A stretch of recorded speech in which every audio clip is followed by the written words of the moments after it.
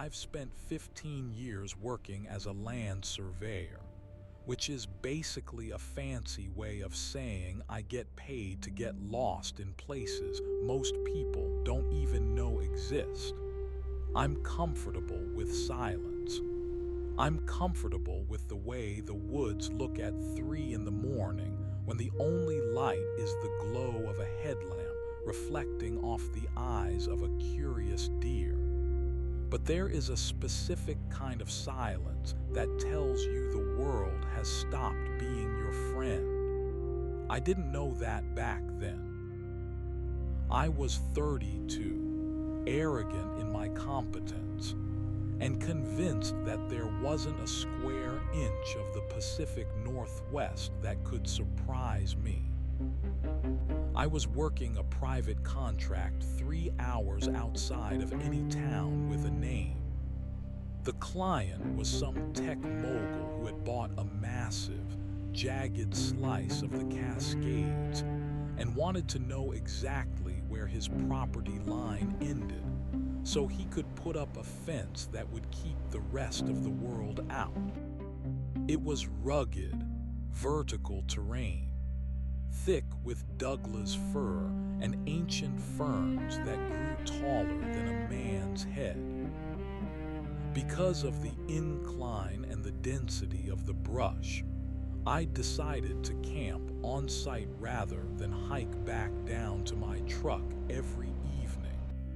It was a mistake born of laziness, and it's a mistake I pay for every time I try to close my eyes in a dark room. The first 3 days were routine. I'd wake up, drink bitter coffee, and spend 10 hours fighting through the undergrowth with a machete and a GPS unit.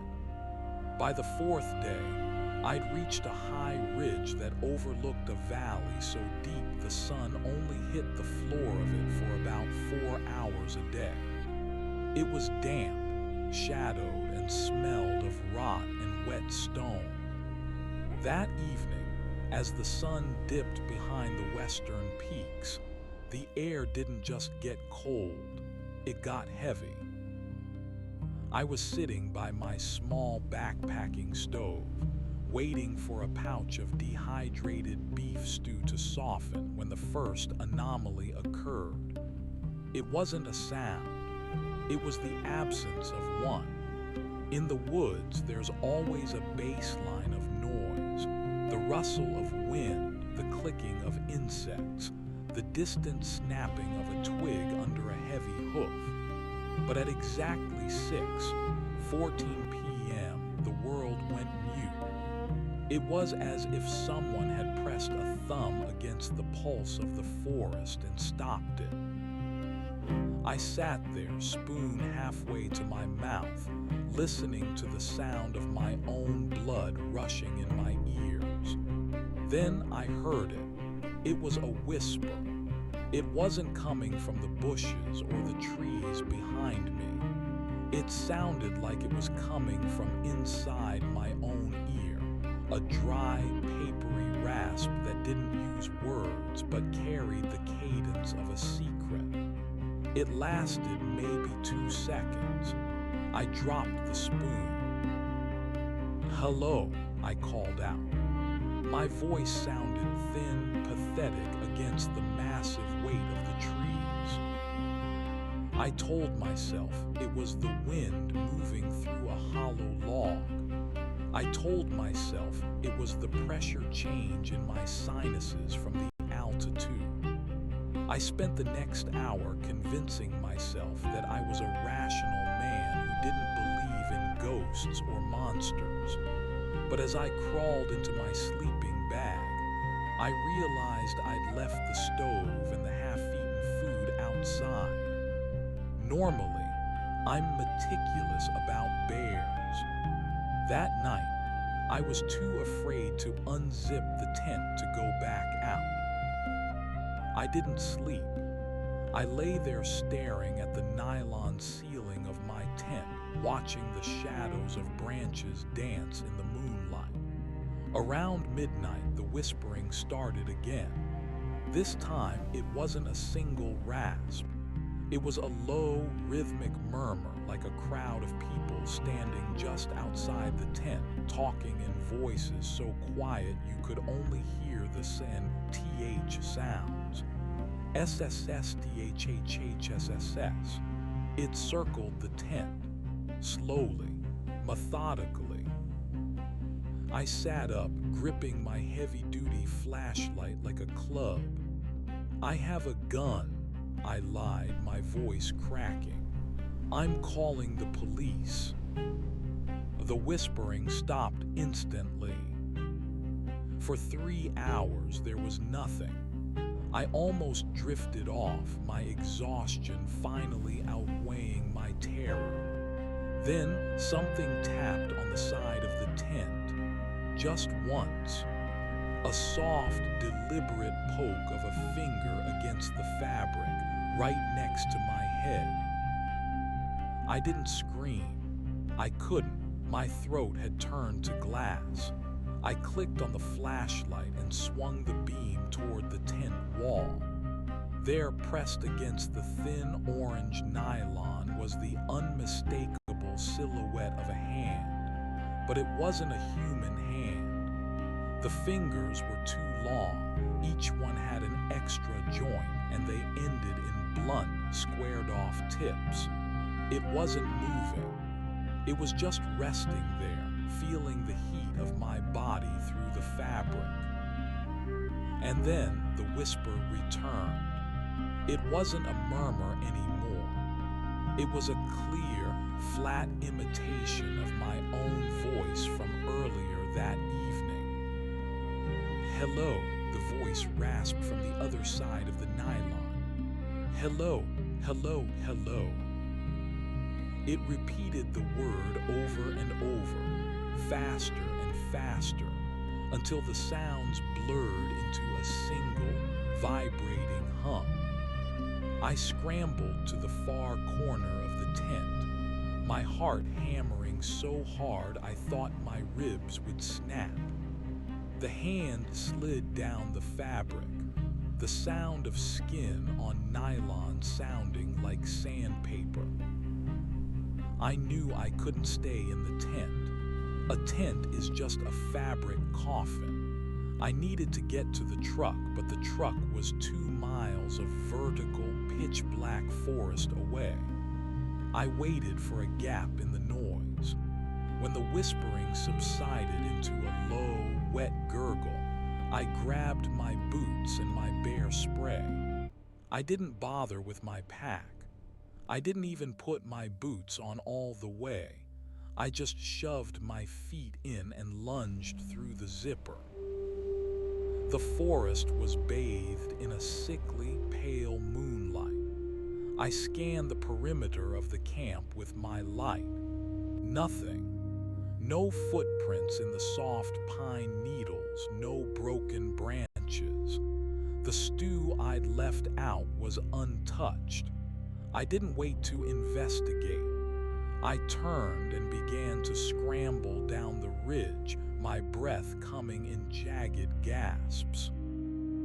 I'd hiked this trail 3 times, but in the dark, with the adrenaline flooding my system, the woods had transformed.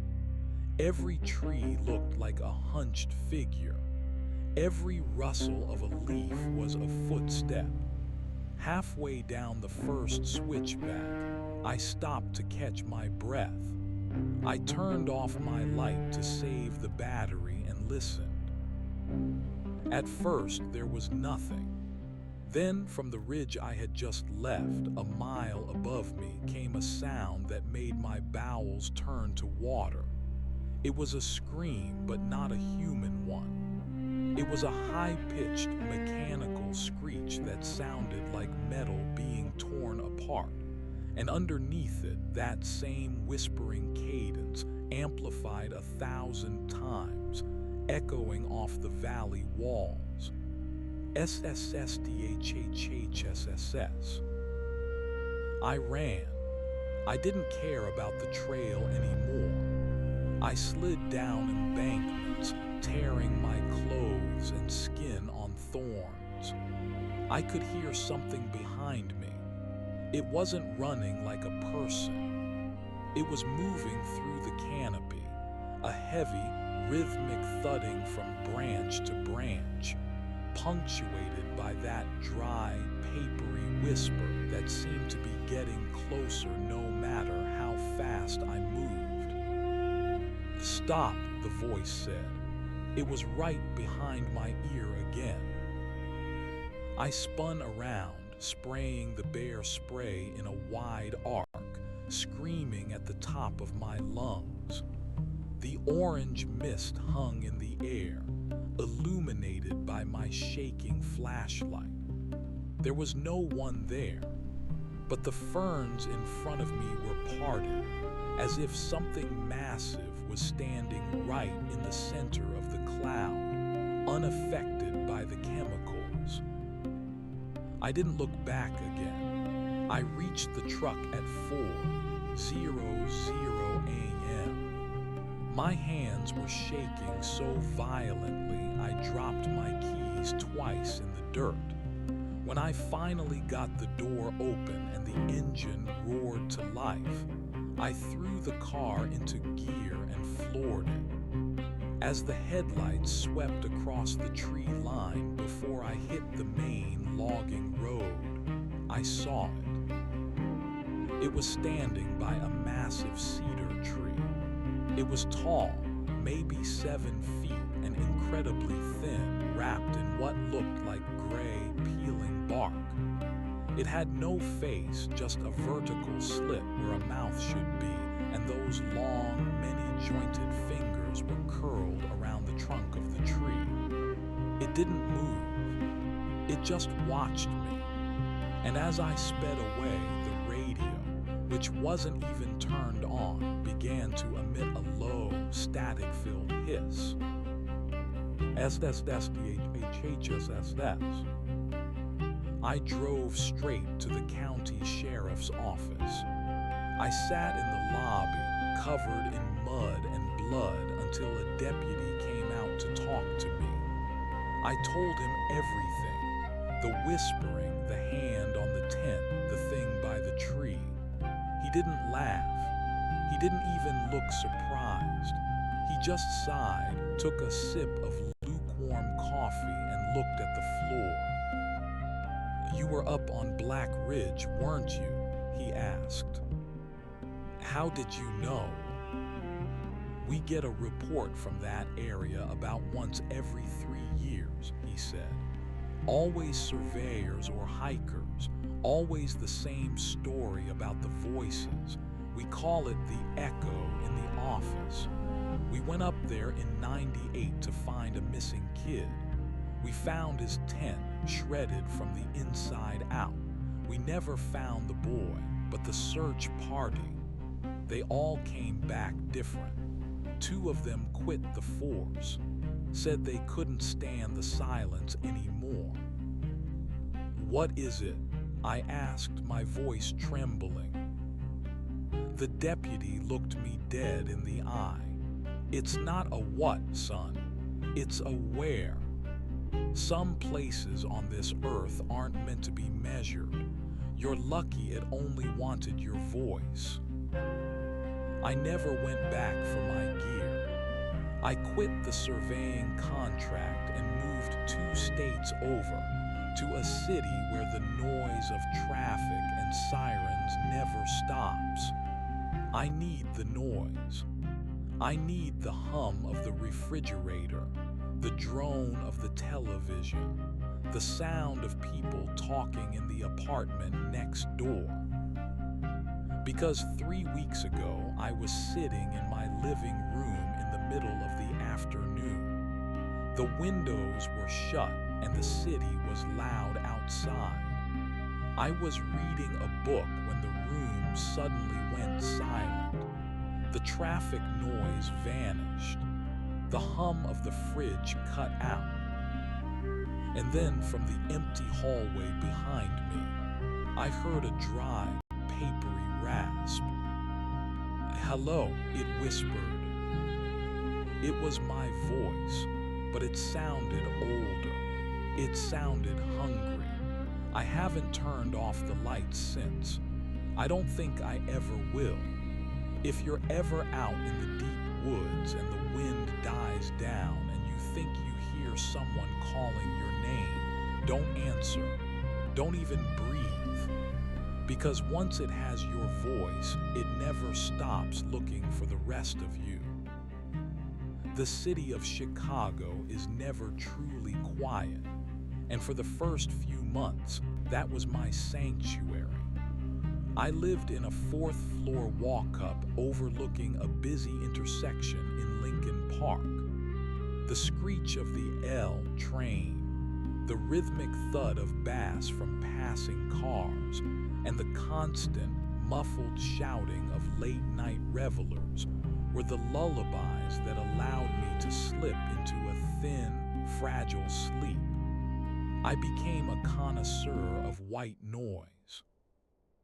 I bought 3 industrial-grade fans and positioned them in a semicircle around my bed, creating a localized gale that drowned out the possibility of a stray thought or a stray sound. But the incident in the hallway 3 weeks ago changed the geometry of my fear. It wasn't just in the woods anymore. The where that the deputy had spoken of, that jagged, hungry slice of the Cascades, hadn't stayed behind. It had hitched a ride. It was in the marrow of my bones, or perhaps it was in the way my brain now processed the absence of sound. I stopped going to work. My new job, a desk-bound drafting position for a civil engineering firm, required a level of concentration I no longer possessed.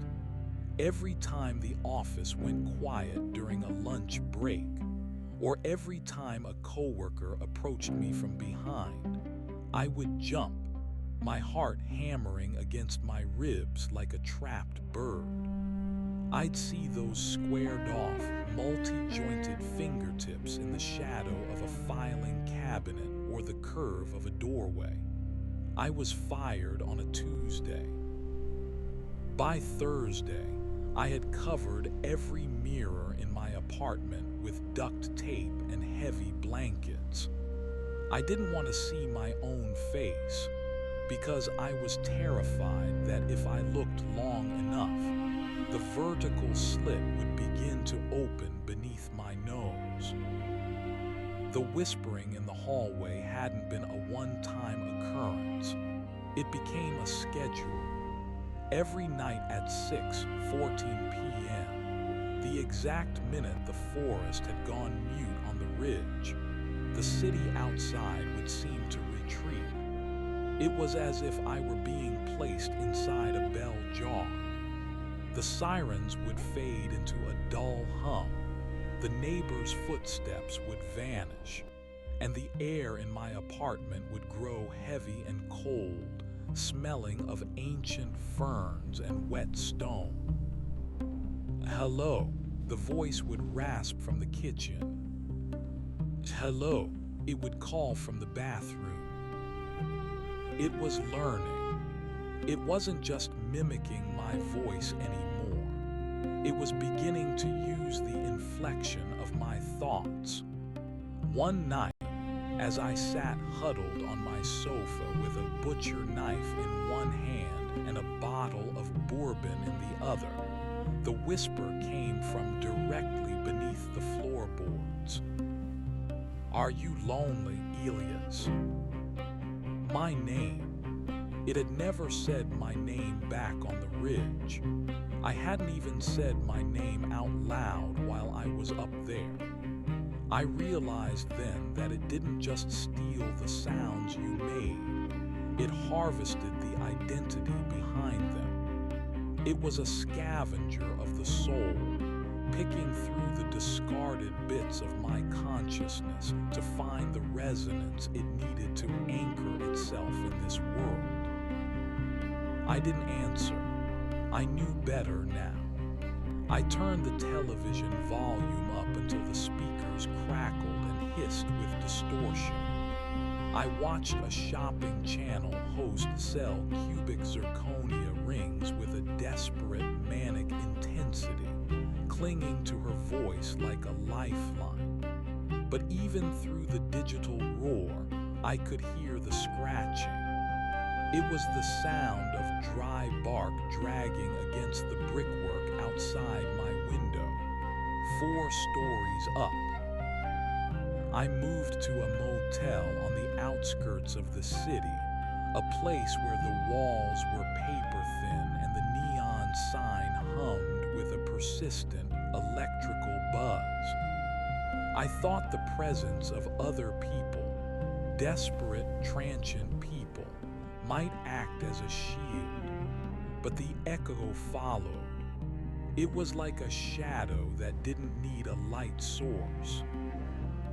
In the motel, the whispers changed. They weren't just my voice anymore.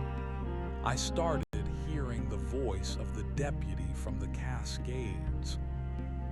Some places aren't meant to be measured. The voice would murmur from the air conditioning vent. "You're lucky, son. You're so lucky." Then the voice of the tech mogul who had hired me. "Where is the line, Elias? Where does my land end?" The questions were relentless. They were designed to provoke a response, to bait me into a conversation that would bridge the gap between its reality and mine. I started wearing earplugs, then industrial earmuffs over those, but the voices didn't come through the ears. They vibrated in the jawbone. They echoed in the sinus cavities. It was a psychic resonance, a haunting of the biological hardware. By the second week at the motel, I was starving. I was too afraid to go to the grocery store, convinced that if I stood in an aisle alone, the lights would flicker, and the gray, peeling thing would be standing at the end of the row. I ordered delivery and made the drivers leave the food at the door. I would wait 20 minutes after the sound of their footsteps faded before I dared to crack the door open. One evening there was a knock, not the sharp, impatient rap of a delivery driver, but a slow, deliberate poke against the wood. Tap, tap, tap. I froze. I didn't look through the peephole. I knew what I would see, or rather, what I wouldn't see. I knew the hallway would look empty, but the shadows would be wrong. "Elias," the voice whispered through the door. It was a woman's voice this time, soft, familiar. It was my mother, who had been dead for 6 years. "Elias, honey, it's so dark out here. Won't you let me in?" The grief was a physical blow to the stomach, but the terror was sharper. My mother had died in a hospital in Seattle, miles away from any ridge or forest. But the echo didn't care about geography. It had reached into the closet of my memory and pulled out the one sound that could break me.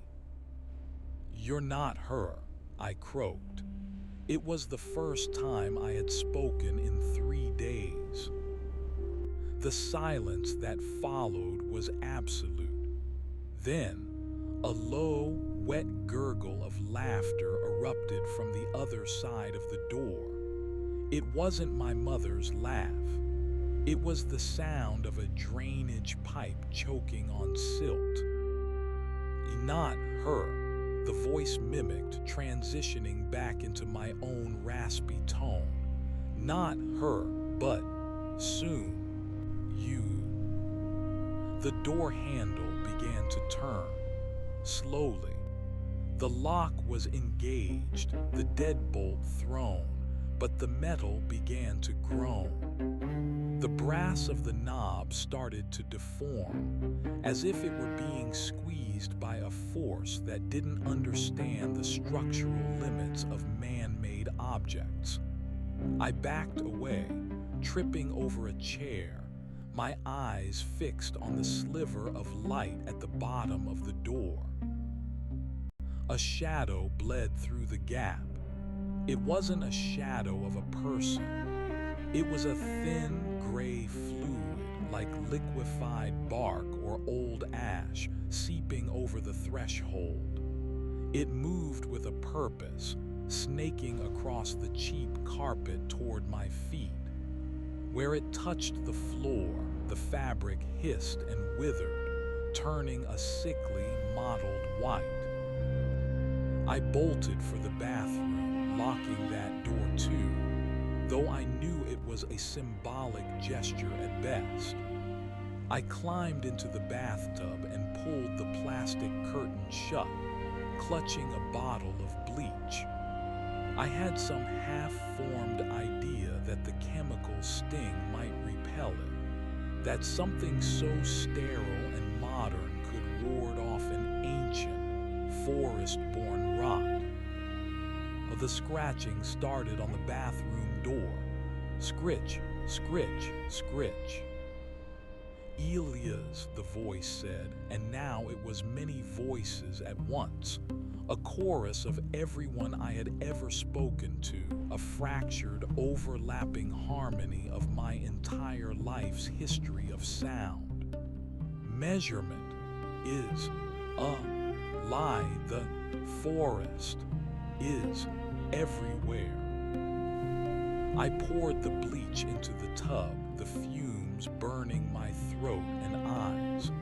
I wanted the pain. I wanted anything that would ground me in my own body, anything that would keep me from dissolving into the static. I started to hum. It was a tuneless, frantic sound, a barrier of noise I built around myself. I hummed until my throat was raw, until the vibration felt like it would shatter my teeth. The scratching stopped. The heavy, cold weight in the air lifted. I sat in the tub for hours, the bleach fumes making me lightheaded, until the sun began to bleed through the small, frosted window of the bathroom. When I finally emerged, the motel room was empty. The door handle was still twisted, the metal scarred with deep, narrow grooves, but the gray fluid was gone. The carpet was permanently stained, a white, dead trail leading from the door to the bathroom. I realized then that I couldn't run. Not to another city, not to another state. The echo wasn't following me. It was blooming inside me. I was the where. The 15 years I'd spent measuring the world, imposing lines and angles on the chaotic sprawl of nature, had made me a target. I had tried to define the wilderness, and now the wilderness was defining me. I checked out of the motel at dawn. The clerk behind the desk didn't look up from his phone, but as I handed him the key, I saw his ears. They were bleeding. Just a tiny, thin trickle of dark red running down from the lobes. He didn't seem to notice. "Have a nice day," he said, his voice sounding thin and hollow, as if he were speaking from the bottom of a well. "You too," I whispered. As I walked to my truck, I heard him repeat it. "You too, you too, you too."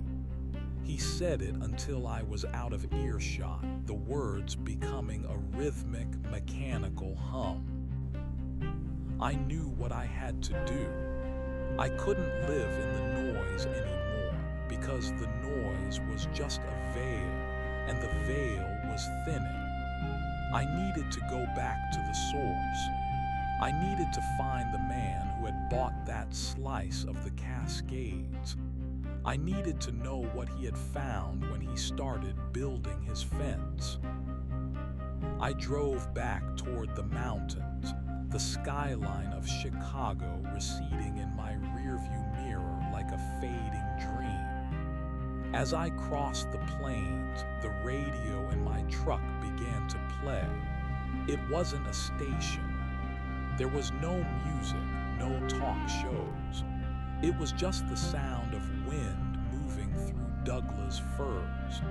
It was the sound of a machete hitting a branch. It was the sound of my own breathing from 3 months ago. I reached the foothills of the Cascades by the third day. The air changed. It became crisp, loaded with the scent of pine and impending rain. My skin began to itch, a deep internal irritation as if something were trying to push its way out from under my pores. I looked at my hands on the steering wheel. My fingers looked longer. The knuckles seemed more pronounced, the skin grayer than it had been that morning. I didn't stop at the sheriff's office. I didn't want to see the deputy again. I didn't want to see the pity in his eyes or the blood in his ears. I drove straight to the access road that led to the tech mogul's estate. The gate was a massive iron monstrosity, topped with motion sensors and cameras. It looked out of place against the raw, vertical beauty of the mountains. I pressed the intercom button. "Who is it?" a voice crackled. It was a security guard, sounding bored and tired. "Elias Thorne, I'm the surveyor.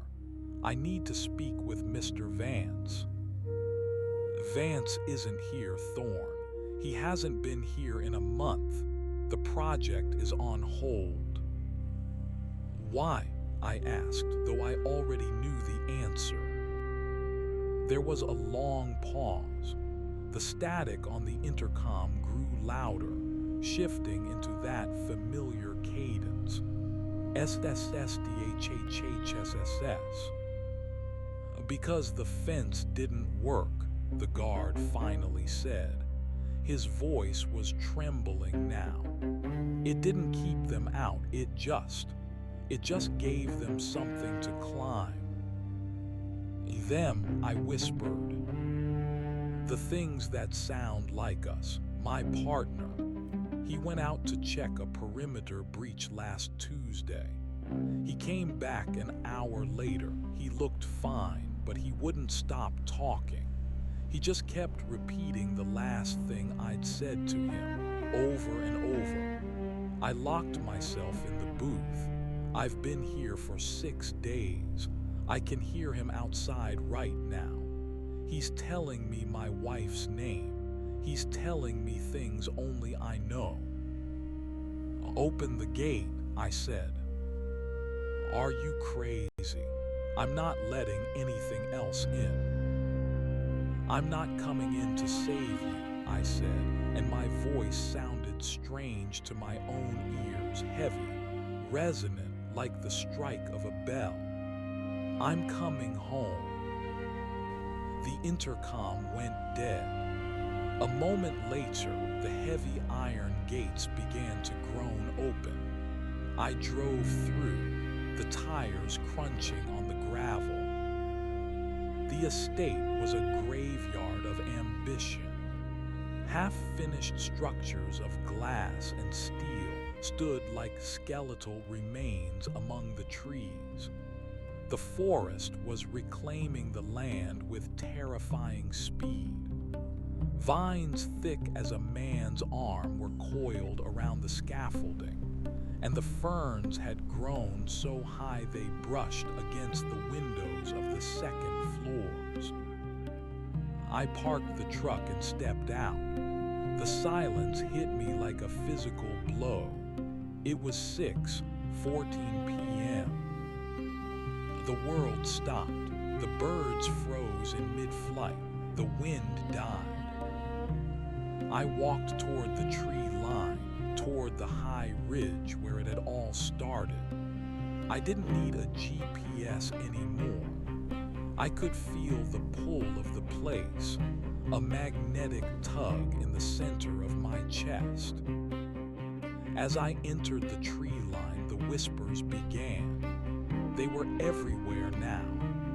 They were coming from the needles under my feet, from the bark of the cedars, from the very air I breathed. Thousands of voices, a sea of stolen identities, all humming in a terrifying, beautiful unison. Elias, they sang. Elias, Elias, Elias. I stopped in a clearing. Standing there, bathed in the same sickly, pale moonlight I remembered, were dozens of them. They were tall, thin, and gray, their bark-like skin peeling in the damp air. They had no faces, only those vertical slits, and they were all watching me. One of them stepped forward. It was taller than the others, its fingers so long they touched the ground. It opened its mouth slit, and the voice that came out was mine. Not a mimicry, not a recording. It was my voice, the one I had lost on the ridge, the one that had been stolen and aged and tempered in the dark. Measurement is a lie, it said. I looked at my hands. The transformation was almost complete. My fingers were stretching, new joints clicking into place with a sound like snapping dry wood. My skin was thickening, turning the color of ash. I didn't feel fear. I felt a profound, hollow relief. The noise of the city, the struggle to be a man in a world of straight lines and certainties, it was all gone. I opened my mouth to speak, to say my last words as a human being, but no sound came out. My voice was already gone, standing in front of me, tall and gray and ancient. I reached out and touched the bark of the nearest tree. I felt the pulse of the forest, the slow, tectonic rhythm of the earth. I was no longer the surveyor. I was the surveyed. The last thing I remembered was the sound of the SSSDHHHSSS rising up from the valley, a great, whispering tide that would eventually drown out every city, every road, and every scream. The whisper never stops. It just waits for you to join the chorus. The transition was not a death, but a reconfiguration. As my skin hardened into the gray, fibrous texture of ancient cedar, the sensory overload of the city, the grinding gears of Chicago, the electronic hum of the motel, the frantic internal monologue of a man losing his mind, dissipated into a singular, resonant frequency. I was no longer a discrete entity named Elias Thorne. I was a vessel for the static. I stood in the clearing of the Cascades, my new limbs elongated and heavy, yet possessed of a terrifying, fluid grace. My perspective shifted. I no longer saw the forest as a collection of individual trees to be measured and cordoned off. I saw it as a nervous system. The root systems were firing like synapses beneath the soil, and the wind through the needles was a data stream I could finally decode. The creature that had stolen my voice stood before me, its vertical slit pulsing with a rhythmic, pale light. It spoke again, using my vocal cords, my cadence, even the slight hitch in my breath when I was nervous. "The boundary is gone, Elias," it said. The sound didn't travel through the air. It vibrated through the marrow of my elongated shins. "You spent your life defining where things ended. Now you understand that nothing ends. It only translates." I tried to respond, but the mechanism of human speech had been replaced by a hollow, fluted chamber in my chest. When I drew breath, it sounded like a gale blowing through a cracked pipe. I reached out a hand, a long, four-jointed limb tipped with a squared-off, blackened nail, and touched the creature's shoulder.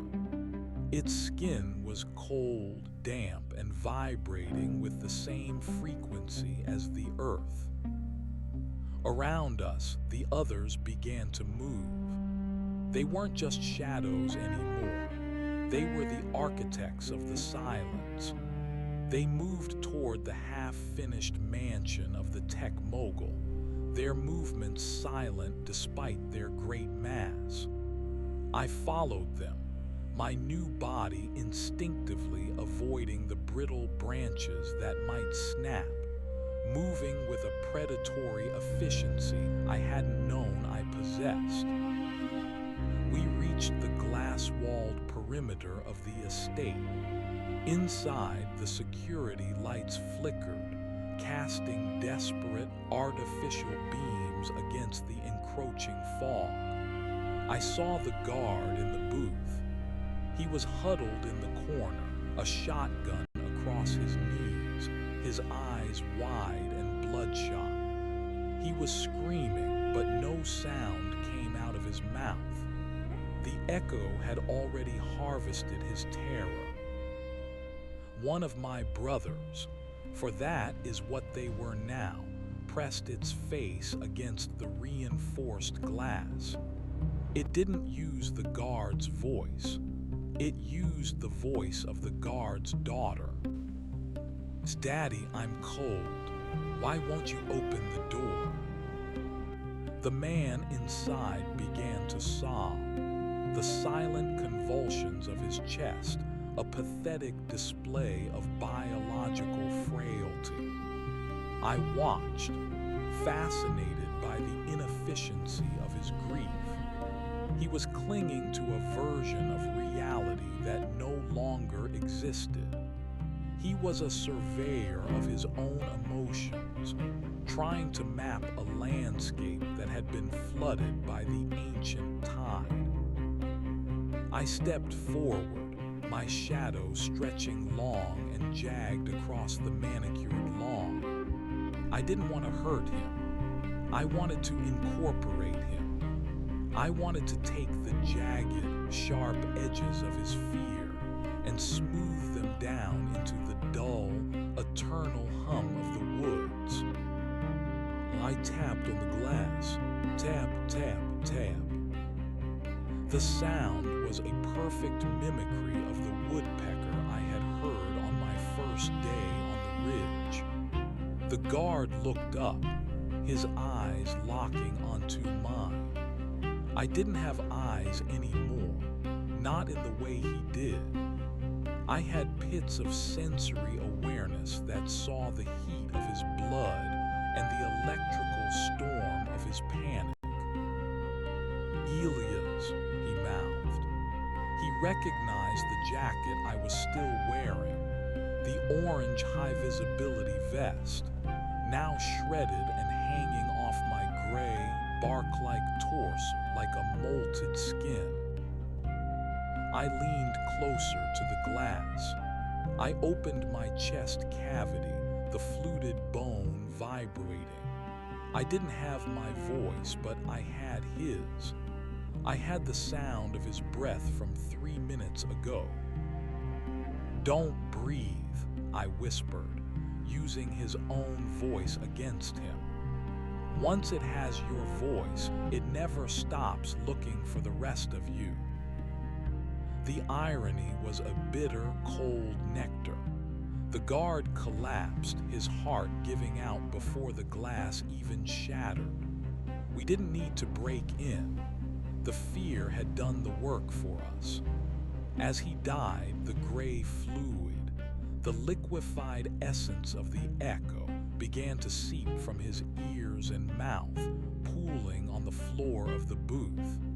It reached out toward us, a blind, seeking tongue of ash.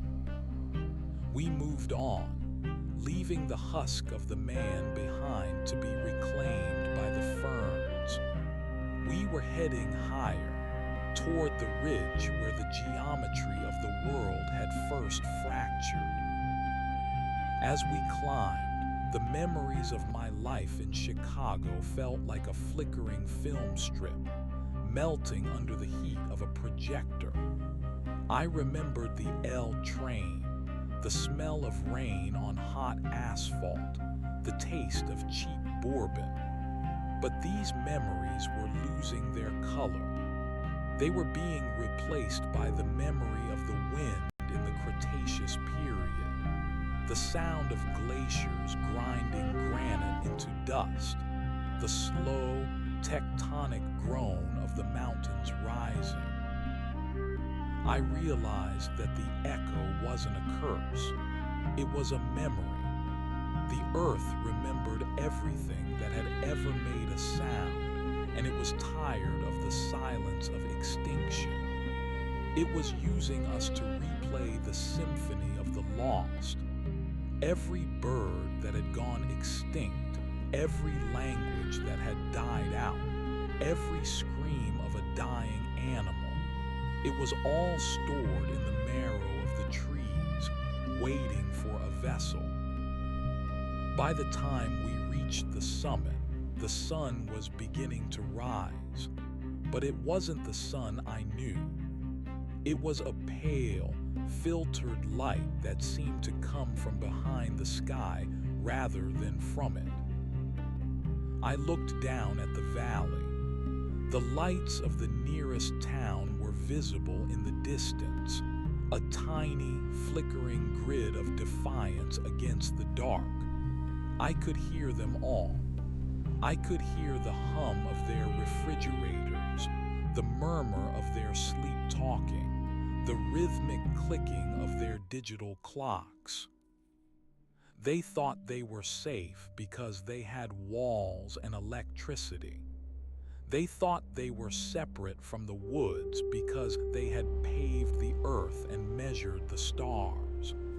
But I could see the gray fluid leaking from their vents, snaking through their plumbing, vibrating in the speakers of their cell phones. The echo was already in the wires. It was in the satellite signals. It was in the very air they used to vibrate their vocal cords. "Soon," the creature with my voice said, standing at the edge of the precipice. It looked out over the world with a sense of predatory patience. I stood beside it, my long limbs swaying in the wind that didn't exist. I felt a sudden, sharp pang of what used to be Elia's thorn. I thought of the mirrors I had covered in Chicago. I thought of the duct tape and the blankets. I had been so afraid of seeing the monster, never realizing that the mirror was just a window into the future. I opened my mouth slit. I didn't try to speak. I just let the wind move through me. And for the first time, I heard it clearly. The whisper that never stops. It wasn't a word, it wasn't a name. It was the sound of the world breathing out. I turned away from the valley, away from the lights of the dying civilization, and walked deeper into the trees. My footsteps made no sound. The forest didn't part for me, it absorbed me. I felt the moss growing over my feet, the lichen blooming on my chest. I found a spot between two ancient firs and stopped.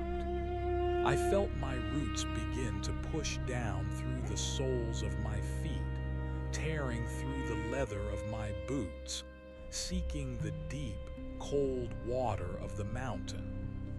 My arms reached up, the joints locking into place, mimicking the spread of the branches above.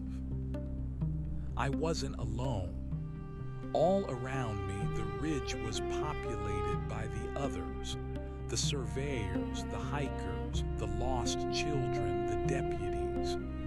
We were a new forest, a forest of bone and bark and stolen echoes.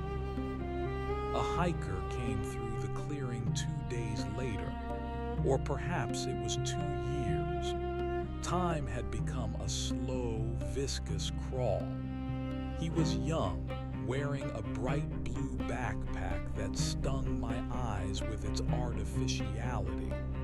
He was whistling, a jaunty, careless tune.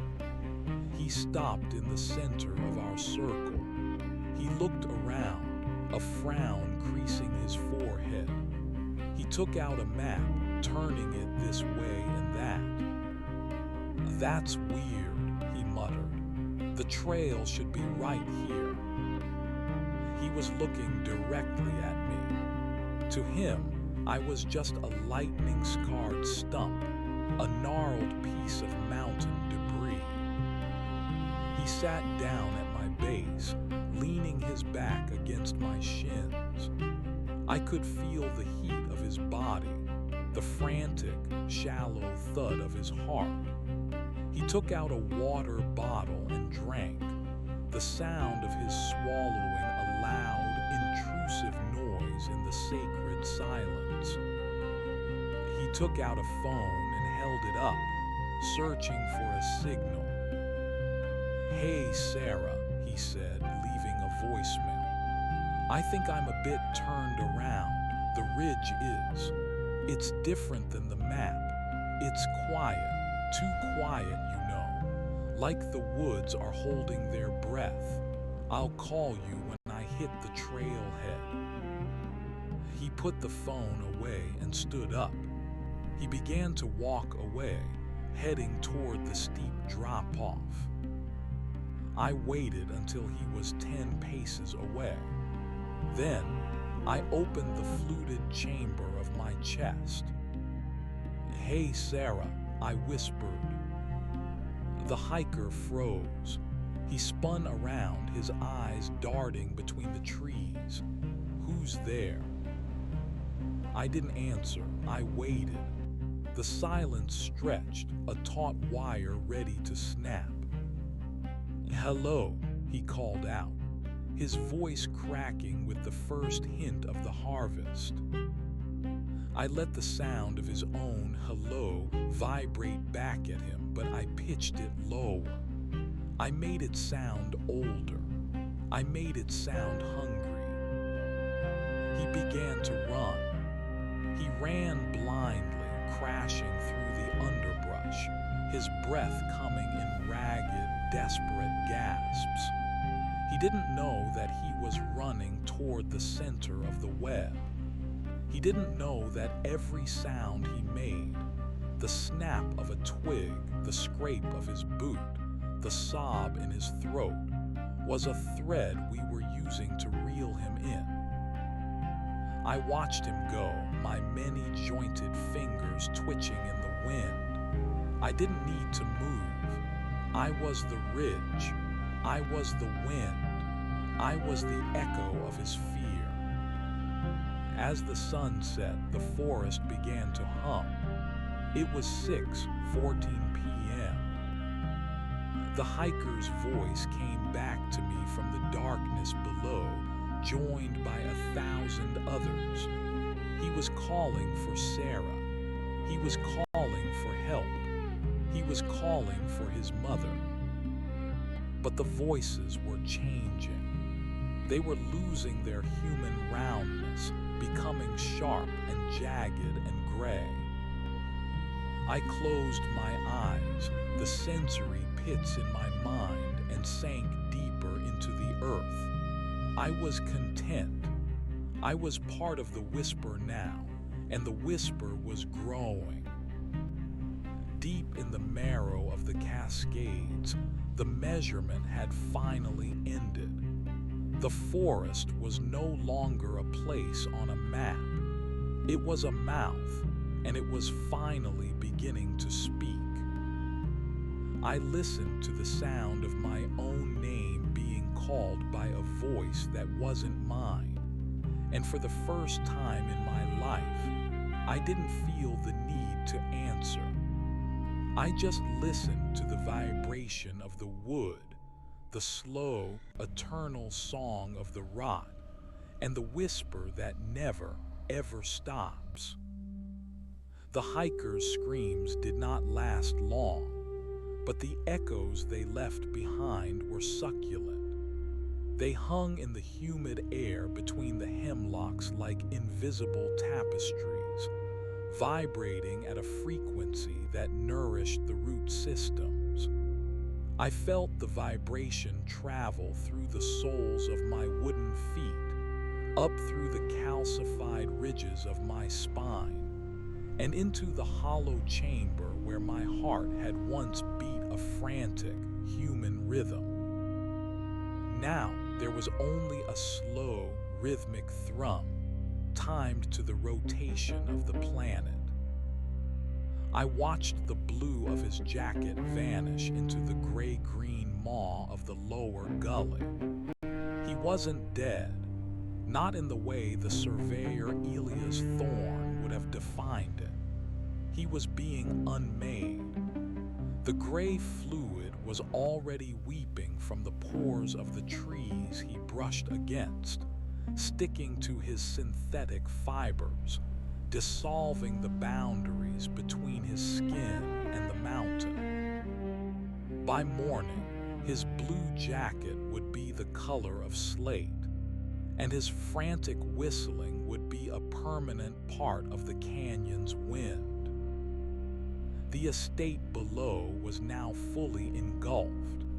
From my vantage point on the ridge, the glass and steel structures looked like translucent cysts on the skin of the forest.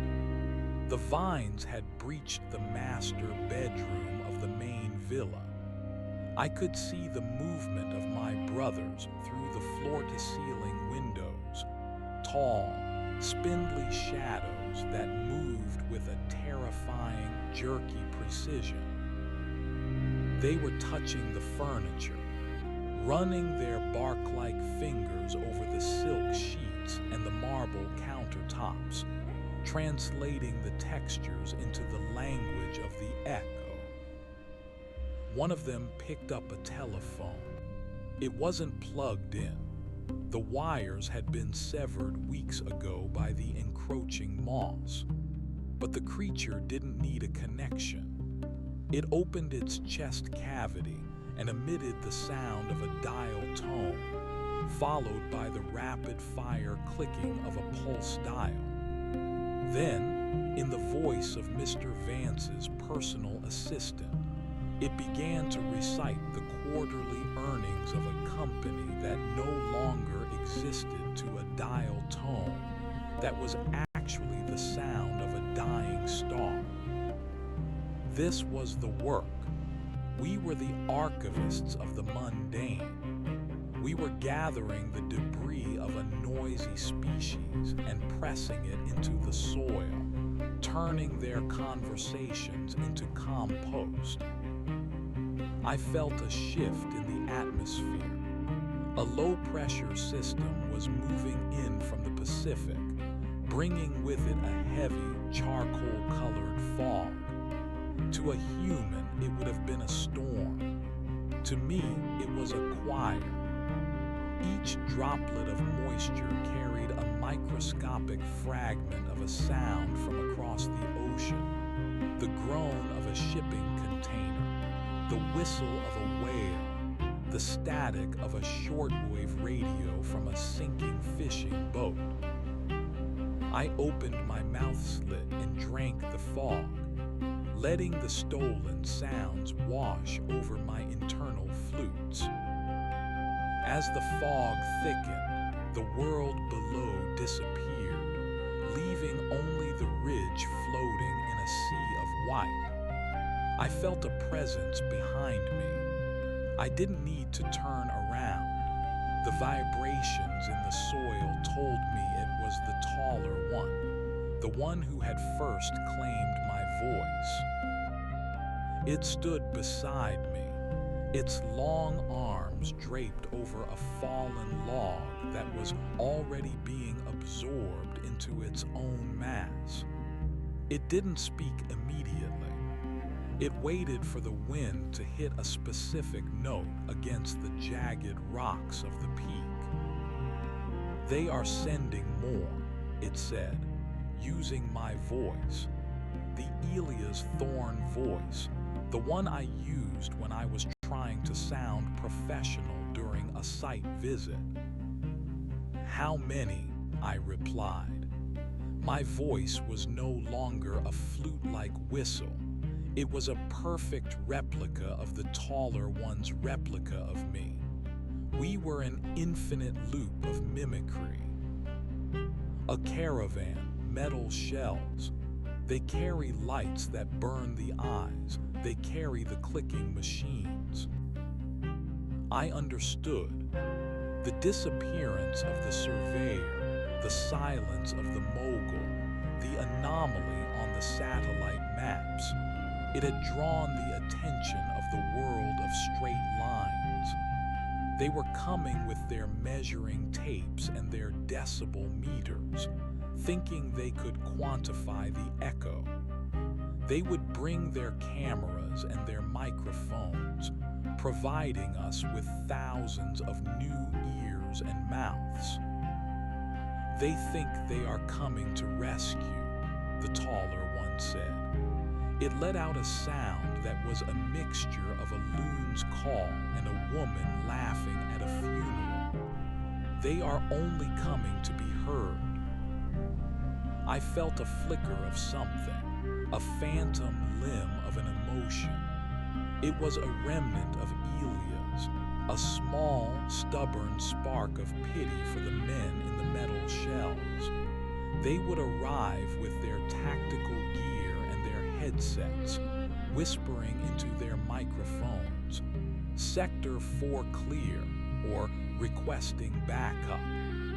They would believe their technology shielded them. They wouldn't realize that the very headsets they wore were conduits, and that the static in their ears was the sound of the forest, already deciding which of their memories to keep and which to discard. "I will go to the gate," I said. The taller one bowed its head, its neck clicking like a stack of stones. "Take the boy's voice. It is fresh. It has the resonance of the blue in it." I focused on the memory of the hiker. I reached into the hollow of my chest and found the vibration of his frantic hello. I pulled at it, stretching it, stripping away the terror until only the acoustic signature remained. I practiced it, letting the sound bounce off the interior of my ribs. "Hello, is someone there? I think I'm lost." It was perfect. It was a lure made of pure, high-frequency vulnerability. I began my descent. I didn't walk the trail. The trail was a human imposition, a scar on the earth. I moved through the verticality of the terrain, sliding down rock faces with my elongated limbs, swinging through the canopy of the cedars. My body was no longer subject to the clumsy gravity of flesh. I was a part of the mountain's geometry. I reached the perimeter fence by midnight. The iron gates I had driven through days ago were now choked with a bioluminescent lichen that pulsed with a soft, sickly green light. The security booth was empty, the guard's body having been dragged into the shadows of the utility shed. I stood in the center of the road, a gnarled gray sentinel. I waited. Soon the lights appeared, two sets of high beams cutting through the fog, swaying as the vehicles navigated the rutted gravel. They were heavy SUVs, black and sleek, emblazoned with the logo of a private security firm. The kind of men Vance hired when he wanted problems to go away quietly. They stopped 50 yards from the gate. I didn't move. In the glare of their headlights, I likely looked like a dead tree that had fallen across the path, or perhaps a strange rock formation unearthed by the rain. The doors opened. 4 men stepped out. They were dressed in gray fatigues, carrying short-barreled rifles. They moved in a diamond formation, their boots crunching on the gravel in a synchronized rhythm that I immediately memorized. Left, right, scuff. Left, right, scuff.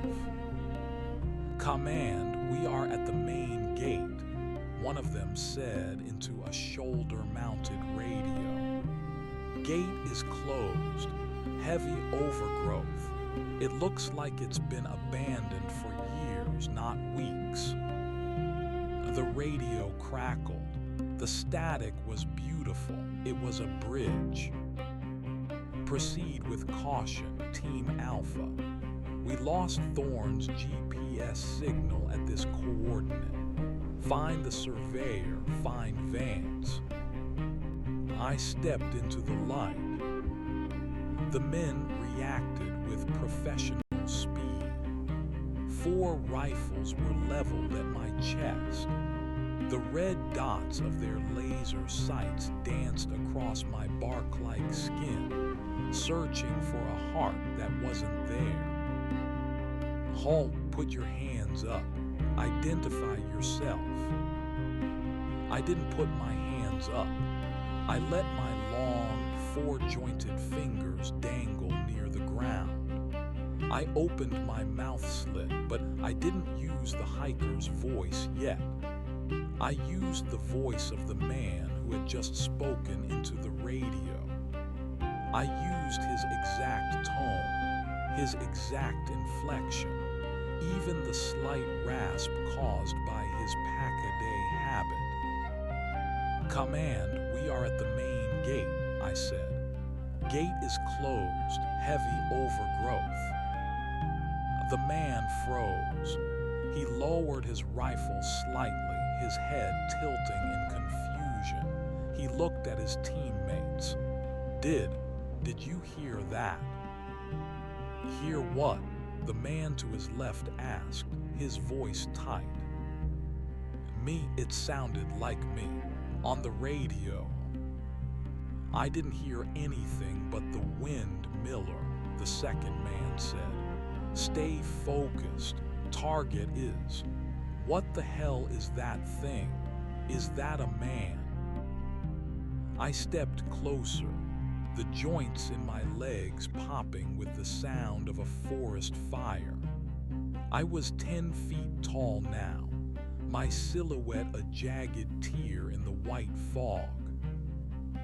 "Miller," I whispered, using the second man's voice. "Stay focused. Target is. What the hell is that thing?" Now they all heard it. The diamond formation broke. They scrambled backward, their training failing them as the fundamental laws of acoustics began to dissolve. They weren't just hearing their voices, they were hearing the thoughts they hadn't spoken yet. The echo was reaching into the electrical impulses of their brains, harvesting the sounds before they even reached the tongue. "Open fire," Miller screamed. The muzzle flashes were blinding, rhythmic pulses of orange light. The bullets tore into me, but there was no pain. Each lead projectile was merely a new texture to be absorbed. They thudded into my fibrous torso, and I felt the metal cooling inside me, becoming part of my anatomy. I didn't bleed red. I bled a thick gray sap that smelled of ozone and ancient rain. I didn't stop. I walked through the hail of lead, my movements slow and inevitable. "Sarah," I said, switching to the hiker's voice. It was a high, piercing sound that cut through the roar of the gunfire. "Sarah, I'm cold. Why won't you open the door?" One of the men, the youngest, a boy with a buzz cut and trembling hands, dropped his rifle. He covered his ears, but the voice wasn't coming from the air. It was coming from inside his own skull. It was coming from the vibrations of his own bones. "Make it stop," he shrieked. I reached out and touched his face. My fingers were cold like the stone at the bottom of a well. I didn't crush him. I didn't need to. I simply placed my hand over his mouth and nose, and I began to hum. I hummed the frequency of the mountain. I hummed the sound of the tectonic plates shifting 6 miles beneath us. I hummed the silence of the void between stars. The boy's eyes rolled back in his head. His body began to vibrate in sympathy with mine. I felt his pulse slow, his heart struggling to match the tectonic rhythm I was feeding him. His skin began to gray. His fingers began to stretch. The blue of his youth was being bled out of him, replaced by the eternal ash of the echo. The other 3 men fled. They ran back to their SUVs, the engines screaming as they slammed them into reverse. They didn't look back. They didn't see their comrade standing still in the middle of the road, his rifle forgotten at his feet, his body beginning to tilt at the same angle as the surrounding cedars. I watched them go. I didn't chase them. I didn't need to. They were carrying the echo back with them. It was in the tires of their cars, in the recordings of their dash cams, in the frantic reports they would deliver to their superiors. They were the new carriers. They were the wind that would carry the seeds of the whisper to the cities. I turned to the new one, the boy who had been Miller's teammate. He was still standing there, his eyes wide and vacant. A thin trail of gray sap was leaking from his nostrils. "Measurement is a lie," I said to him, using the voice of Elias Thorne. He didn't speak. He couldn't. His vocal cords were already hardening into flutes, but he nodded. a slow, creaking movement of the neck. Together, we walked away from the gate. We walked past the skeletal mansion, past the graveyard of Vance's ambition, and back toward the ridge. The fog swallowed us whole. As we climbed, I felt the forest expanding. It wasn't just the Cascades anymore. I could feel the echo waking up in other places. I could hear a whisper in the Appalachian Trail, a low hum in the Black Forest, a rhythmic clicking in the Amazon. The earth was reclaiming its voice, one echo at a time. We reached the summit as the first light of dawn touched the peaks. But the light was wrong. It was a fractured, prismatic glow, as if the atmosphere itself had become a giant lens. I stood at the edge of the cliff and looked out at the world. I could see the grid of the city in the distance, but it no longer looked like a triumph of engineering. It looked like a sheet of music that hadn't been played yet. I opened my chest. The boy beside me opened his. The taller one joined us. We began to sing. It wasn't a song of words. It was a song of everything that had been forgotten. We sang the sound of the wind in the grass before the first road was paved. We sang the sound of the rain on the hides of animals that had no names. We sang the static of the universe. The whisper was no longer a whisper. It was a roar. And in the distance, I saw the lights of the city begin to flicker and die, one by one, as the echo reached the power lines. The age of the surveyor was over. The age of the echo had begun. And as my roots finally locked deep into the heart of the mountain, I realized that I hadn't lost my voice at all. I had simply finally found something worth saying. The whisper never stops. It just waits for the world to get quiet enough to hear it. And the world was finally, beautifully becoming silent.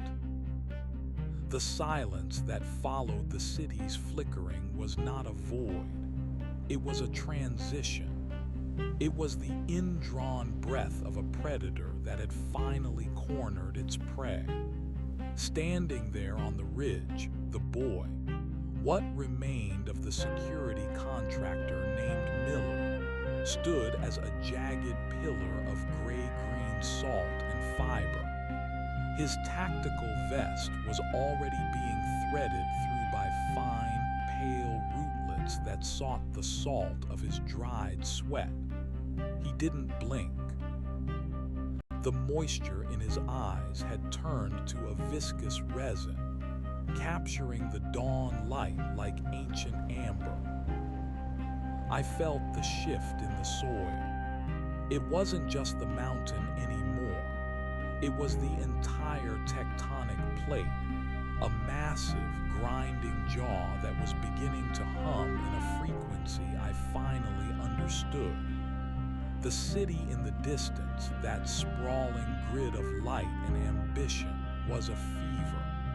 It was a high-pitched, frantic buzzing that had irritated the earth for too long. Now, the echo was the cooling poultice. I looked down at my own hands. They were no longer hands. They were elegant, multi-jointed instruments of vibration. The skin hardened into a bark that mimicked the texture of a 1,000-year-old cedar. I reached out and touched the boy's shoulder.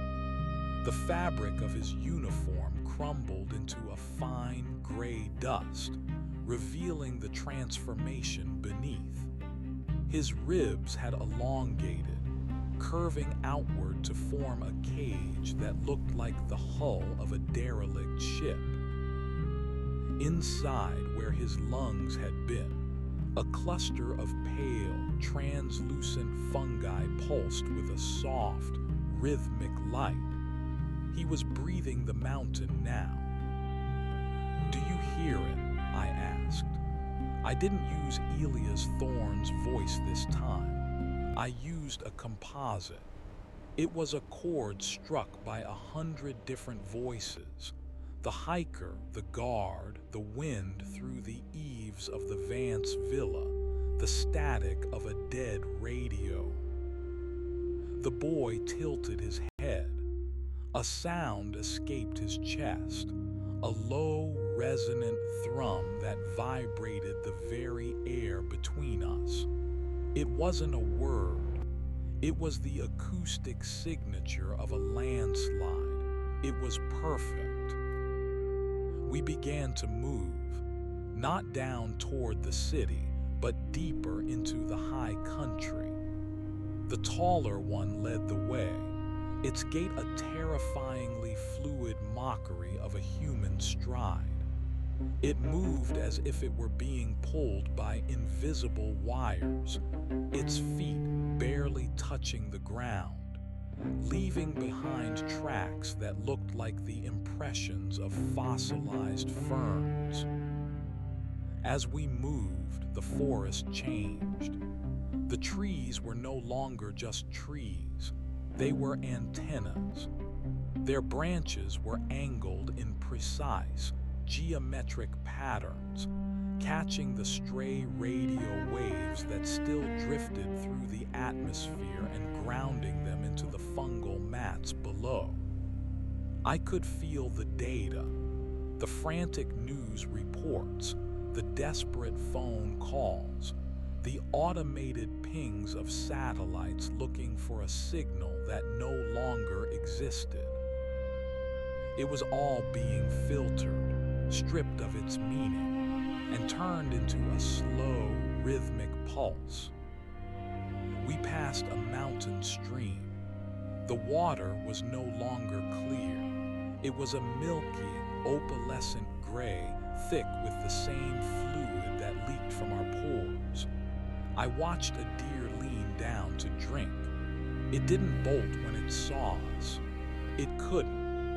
Its antlers had grown into a complex fractal web that had become entangled with the low-hanging branches of a willow. The deer was part of the willow now, its heart beating in time with the flow of the sap. It looked at me with eyes that were nothing more than pits of silver light. It was peaceful. "The measurement is gone," the taller one said, its voice echoing from the rocks around us rather than its own mouth. "The lines are broken. The circles are closing." I understood. The world of the humans was a world of vectors, lines of travel, lines of communication, lines of property. They lived in the between, always moving from one point to another, never existing in the space itself. We were the space. We were the points where the lines met and tangled and died. By midday, the fog had climbed the mountain to meet us. It was so thick now that the sun was nothing more than a pale, ghostly coin tossed into a gray sea. But I didn't need sight. The echo provided a map far more detailed than anything Elias Thorne had ever produced.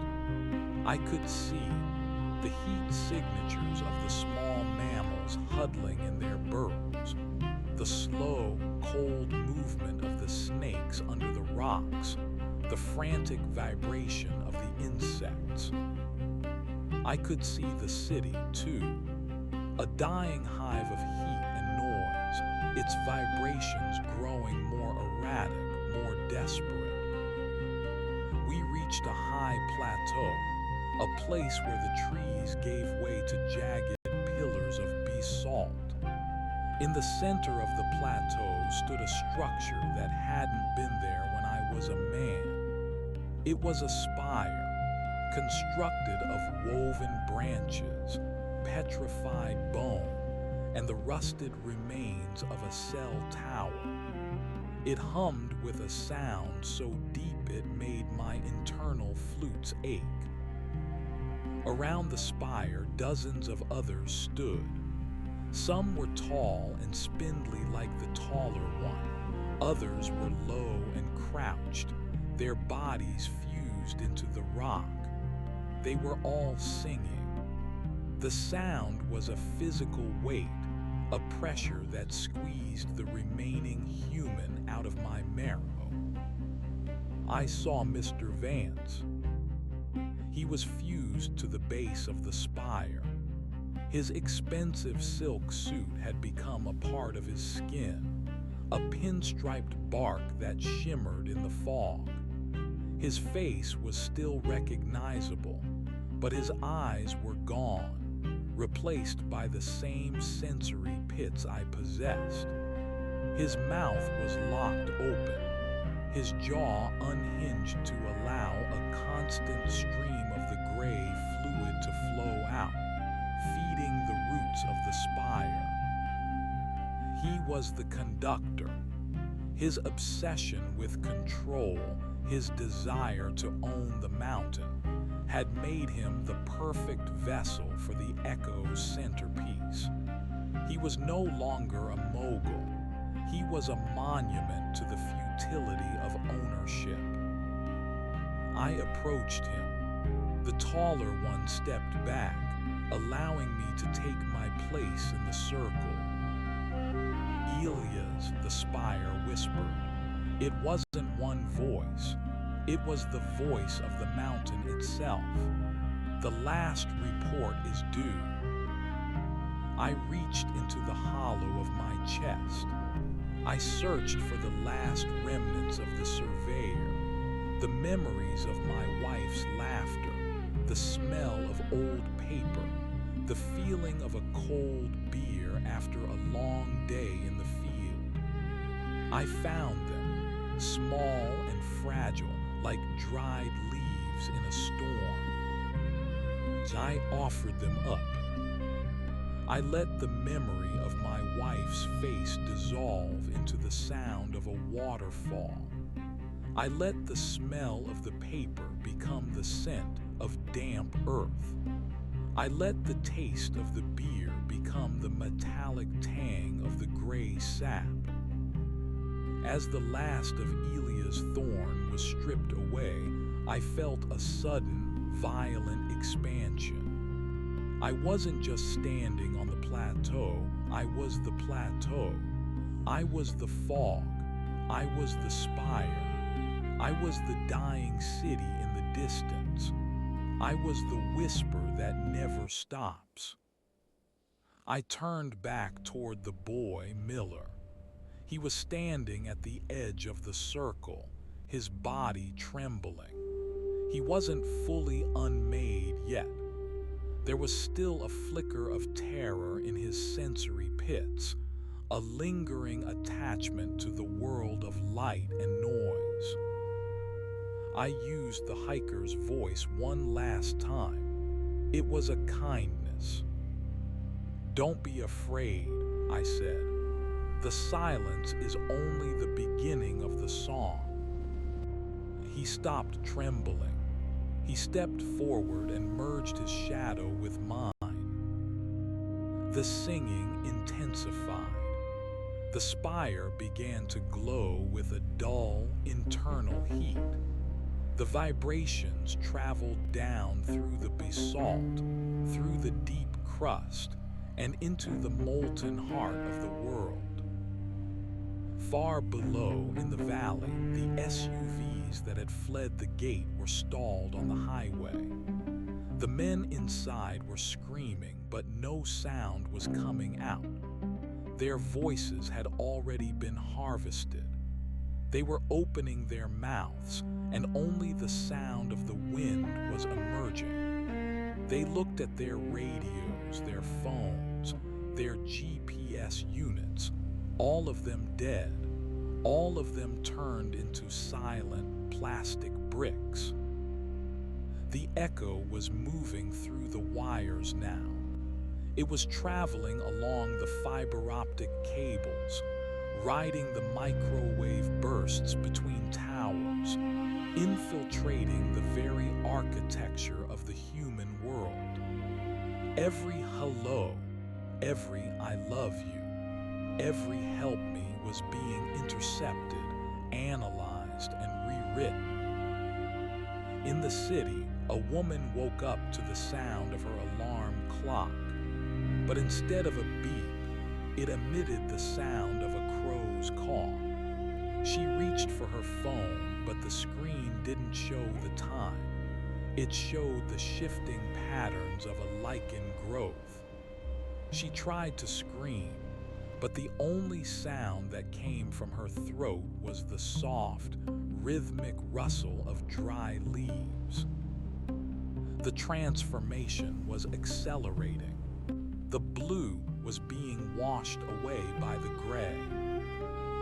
I stood on the ridge, my many-jointed fingers twitching in the symphony. I didn't need to move.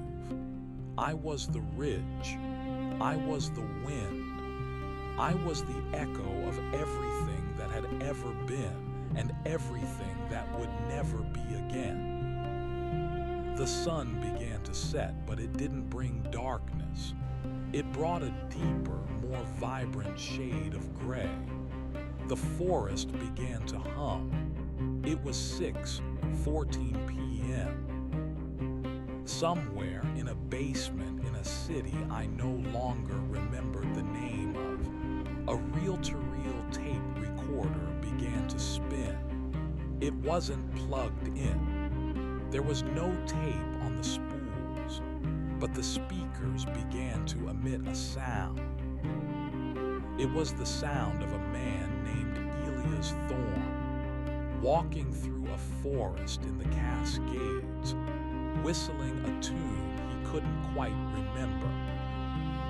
And then the whistle began to change. It pitched lower, it grew older, it grew hungry. The tape recorder began to weep a thick gray fluid. The fluid dripped onto the floor, spreading out like a web, seeking the vibrations of the house above. I closed my eyes, the sensory pits in my mind, and sank deeper into the earth. I was content. I was the whisper now, and the whisper was finally, mercifully, the only thing left to hear. The taller one leaned toward me, its face a blank slate of petrified wood. "They are listening now," it vibrated. "Yes," I replied, the sound echoing through the roots of the world. "They are finally listening." The mountain groaned, a slow, tectonic sigh of relief. The measurement had ended. The map was blank. The silence was absolute, and within that silence, the whisper began its final, eternal crescendo. We waited for the next caravan. We waited for the next set of lights. We waited for the next voice to add to the choir. The forest was a mouth, and it was no longer just speaking. It was singing. The mountain was no longer a geographical feature. It had become a cathedral of bone and silicon, a massive resonator for a frequency that was slowly peeling the reality of the valley below like sun-damaged paint. I felt the boy, the one who had been Miller's subordinate, merge his consciousness into the route map. He didn't fight it. The terror that had initially spiked his adrenaline had been smoothed over by the infrasonic hum, replaced by a profound, stony indifference. He was no longer a person who feared death. He was a biological extension of the basalt, a sensor for the shifting of the wind. I watched through his eyes, which were now multifaceted clusters of obsidian, as the 3 SUVs that had fled reached the outskirts of the nearest mountain town. They weren't bringing help. They were bringing the infection of sound. As they pulled into a gas station, the tires didn't crunch on gravel. They emitted the sound of breaking glass, a sharp, crystalline ring that shattered the windows of the convenience store before the vehicles even came to a halt. One of the men stumbled out of the driver's seat. He tried to shout for a mechanic, for a doctor, for anyone. But as his mouth opened, the sound that emerged was the rhythmic clicking of a Geiger counter in a high radiation zone. The person behind the counter, a woman counting the mornings till, looked up and didn't see a man. She saw a vibration. She saw a pocket of distorted air that hummed with the memory of a hiker's scream. She didn't scream back. Her own voice had already been stolen by the radio playing on the shelf behind her. A soft, melodic tune that had transitioned into the sound of a heartbeat slowing to a stop. Up on the plateau, the taller one shifted its weight. The movement caused a minor rockslide 3 miles away. The network is hungry, it vibrated. The copper wires are screaming for a new song. I understood. The electrical grid was a nervous system waiting for a brain. The humans had built a cage of wires and called it progress, but they had forgotten that wires are just paths for energy, and energy has no loyalty to the source. I reached out with my mind, which was now a web of mycelium stretching beneath the permafrost, and touched the high-tension lines that cut across the ridge. The sensation was exquisite. It was a searing, white-hot roar of electrons. I didn't try to stop them. I simply changed their rhythm. I introduced a syncopation, a stutter in the 60 hertz hum that matched the tectonic grinding of the plates below. Down in the valley, the transformers began to sing. They didn't blow, they transformed. The gray sap began to leak from the cooling fins, hardening into crystalline structures that acted as amplifiers. The streetlights flickered, but they didn't go dark. They turned a bruised, ultraviolet purple, casting shadows that moved independently of the objects that threw them. Measurement is a lie, I whispered, and my voice traveled through the power lines, emerging from every toaster, every television, every bedside clock in the county. The distance between 2 points is not a mile. It is a breath. It is a silence. I felt the town succumb. It wasn't a violent conquest. It was a sigh. People sat down in their kitchens and watched as their wallpaper began to grow firm. They listened as their children's laughter turned into the sound of rain on a tin roof. They didn't weep.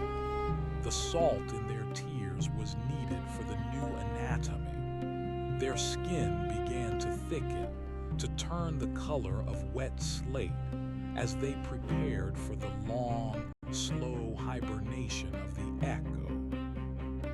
Beside me, the boy who had been a soldier began to grow his first flute. A hollow tube of calcified cartilage pushed through his collarbone, angled toward the prevailing wind. When the breeze caught it, it produced a note so pure it made the fog curdle. He was becoming a wind instrument, a living part of the mountain's orchestra. The taller one turned its faceless head toward the east. The city is calling. The concrete wants to be stone again. We began our descent. We didn't walk the trails. We moved through the earth itself, our bodies deconstructing and reconstructing with every step. I felt the presence of the others, the thousands of echo entities waking up across the globe. The Black Forest was already a wall of obsidian glass, singing in a language of shattered light. The Amazon was a churning sea of gray mist, the trees having traded their leaves for vibrating filaments of silver. As we reached the tree line, I saw a group of hikers. They were young, dressed in bright neon synthetics that looked like wounds against the gray landscape. They had seen the purple lights in the valley and had climbed upward, seeking safety in the heights. They saw us emerging from the fog, a parade of shifting, wooden geometries and vibrating shadows. One of the girls held up a camera. "What are you?" she whispered. I didn't answer with words. I gave her the sound of her own birth, played backward at the speed of a growing tree. She dropped the camera. The plastic casing shattered, and from the cracks, a swarm of gray moths emerged, their wings beating with the sound of 1,000 whispered secrets. She didn't run. She watched the moths circle her, their wings brushing against her cheeks, leaving behind a trail of silver dust. She inhaled the dust, and her eyes turned the color of the dawn, a fractured, prismatic gray. "It's so quiet," she said, her voice already beginning to take on the resonance of a cello.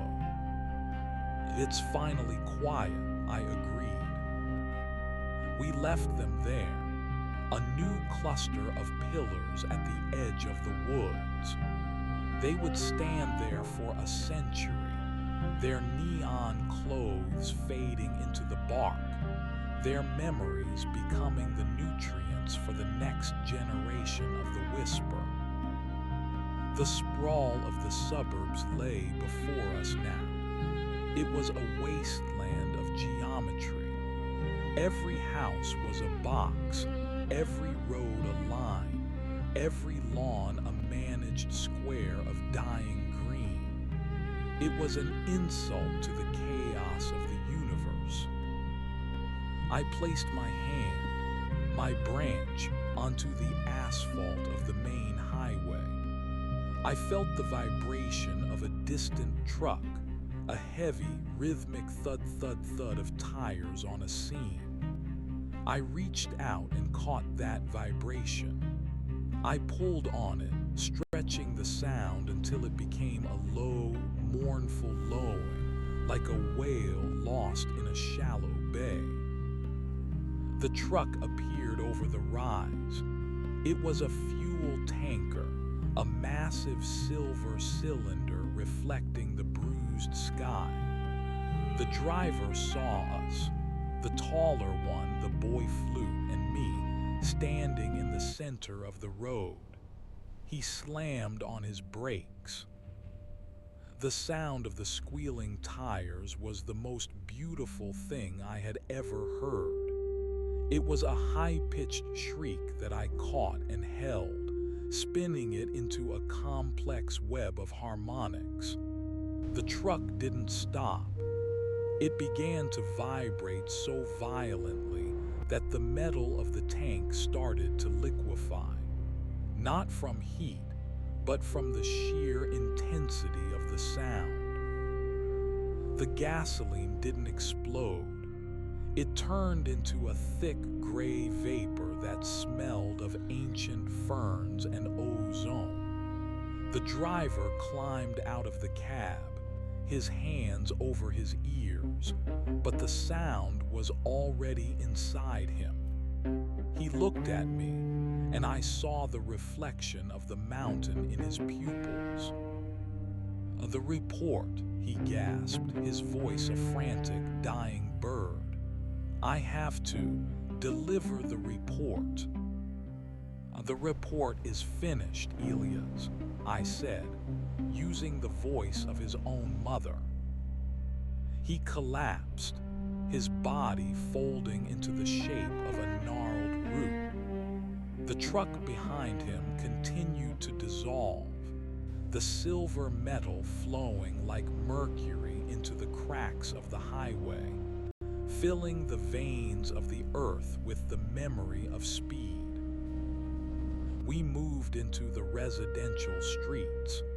The houses were silent, but the air was thick with the sound of the echo. In every living room, the televisions were displaying the same image, a single, unblinking eye made of static. The speakers were emitting a low-frequency hum that caused the foundations of the buildings to shift.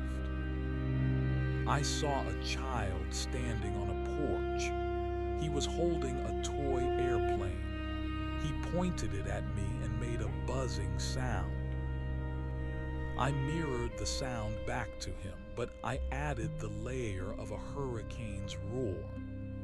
The toy airplane in his hand began to grow feathers. It twitched, its plastic wings turning into soft gray down, and then it flew away, its engine noise replaced by a sharp, predatory hawk cry. The child laughed. It was a sound of pure, unadulterated joy, and I took it. I wove it into the fabric of the atmosphere, making it the permanent background noise for the next 3 blocks. The child's skin began to gray, his fingers lengthening into delicate musical talons. He was no longer a child. He was a lyric in the song we were writing. "Why do we stop?" the boy flute asked, his voice a haunting melody. "The city is still screaming." "We don't stop," I replied.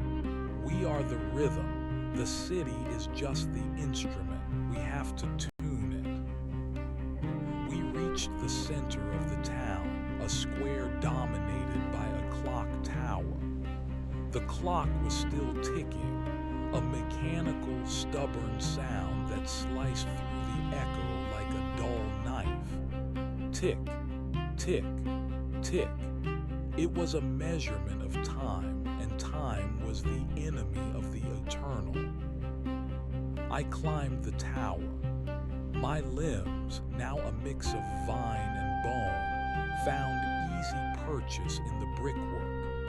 I reached the clock face and felt the gears churning behind the glass. It was a pathetic little machine, a heart made of brass and springs, trying to dictate the pace of the universe. I didn't smash it. I simply touched the minute hand. I fed the gear train the rhythm of the deep ocean. I fed it the speed of a mountain's growth. I fed it the pulse of a dying star. The clock began to slow.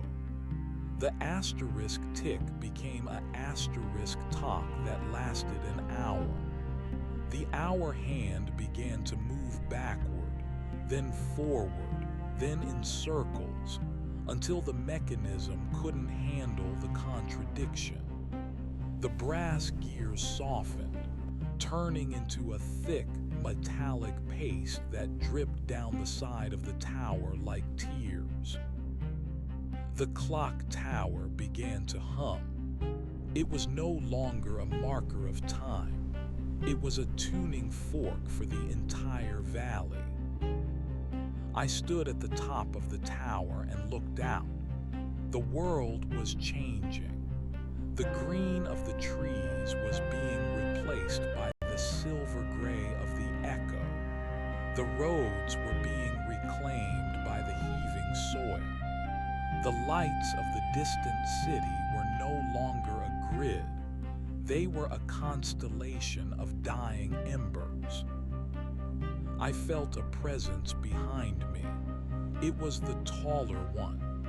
It had elongated itself, its head now level with the top of the spire. The surveyor is gone, it vibrated. Yes, I said. The mountain is everywhere. Yes. What is the next word? I looked at the horizon, where the sky was a bruised purple, and the air was thick with the scent of ozone and ancient rain. I felt the billions of voices, the humans, the animals, the machines, all being processed, all being turned into a single, unified chord. There are no more words, I said. There is only the breath. I opened my chest wide. The flutes in my ribs caught the wind from the tower's height. I began to sing. I sang the sound of the earth cooling after its birth. I sang the sound of the first cell dividing in the primordial soup. I sang the sound of the last human thought flickering out like a candle in a draft. Below me, the town responded. The people pillars, the tree antennas, the liquid metal roads, they all joined the chorus. The vibration was so intense that the fog began to glow, a luminous, spectral white that blotted out the stars. The whisper was no longer a whisper. It was a physical force, a tide of sound that was washing over the world, erasing the lines, breaking the circles, and returning everything to the beautiful, chaotic silence of the beginning. And in the center of it all, I realized that I wasn't just a part of the song. I was the silence that made the song possible. I closed my sensory pits and let the wind take me.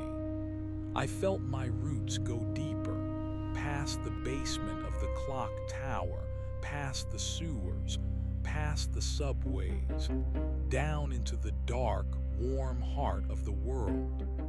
I found the other whispers there. I found the voices of the ones who had come before us, the ones who had waited in the stone and the ice for the world to get loud enough to need silencing. We greeted each other in the dark. We shared the memories of the things we had harvested, the taste of a summer peach, the sound of a violin, the feeling of a hand held in the dark. We didn't mourn them. We archived them. We turned them into textures for the new world. The age of the echo wasn't a death. It was a translation. I felt the first tremors of the city's collapse. Not a collapse of buildings, but a collapse of meaning. The skyscrapers were becoming monoliths of salt. The bridges were turning into webs of frozen silk. The people were becoming the music they had spent their lives trying to ignore. I was Elia's thorn, the surveyor who found the hole in the world. I was the hiker who fell into the dark.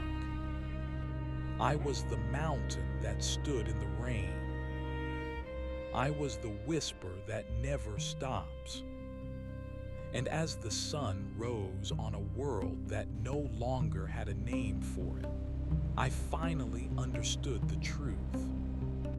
The echo didn't come from the mountain.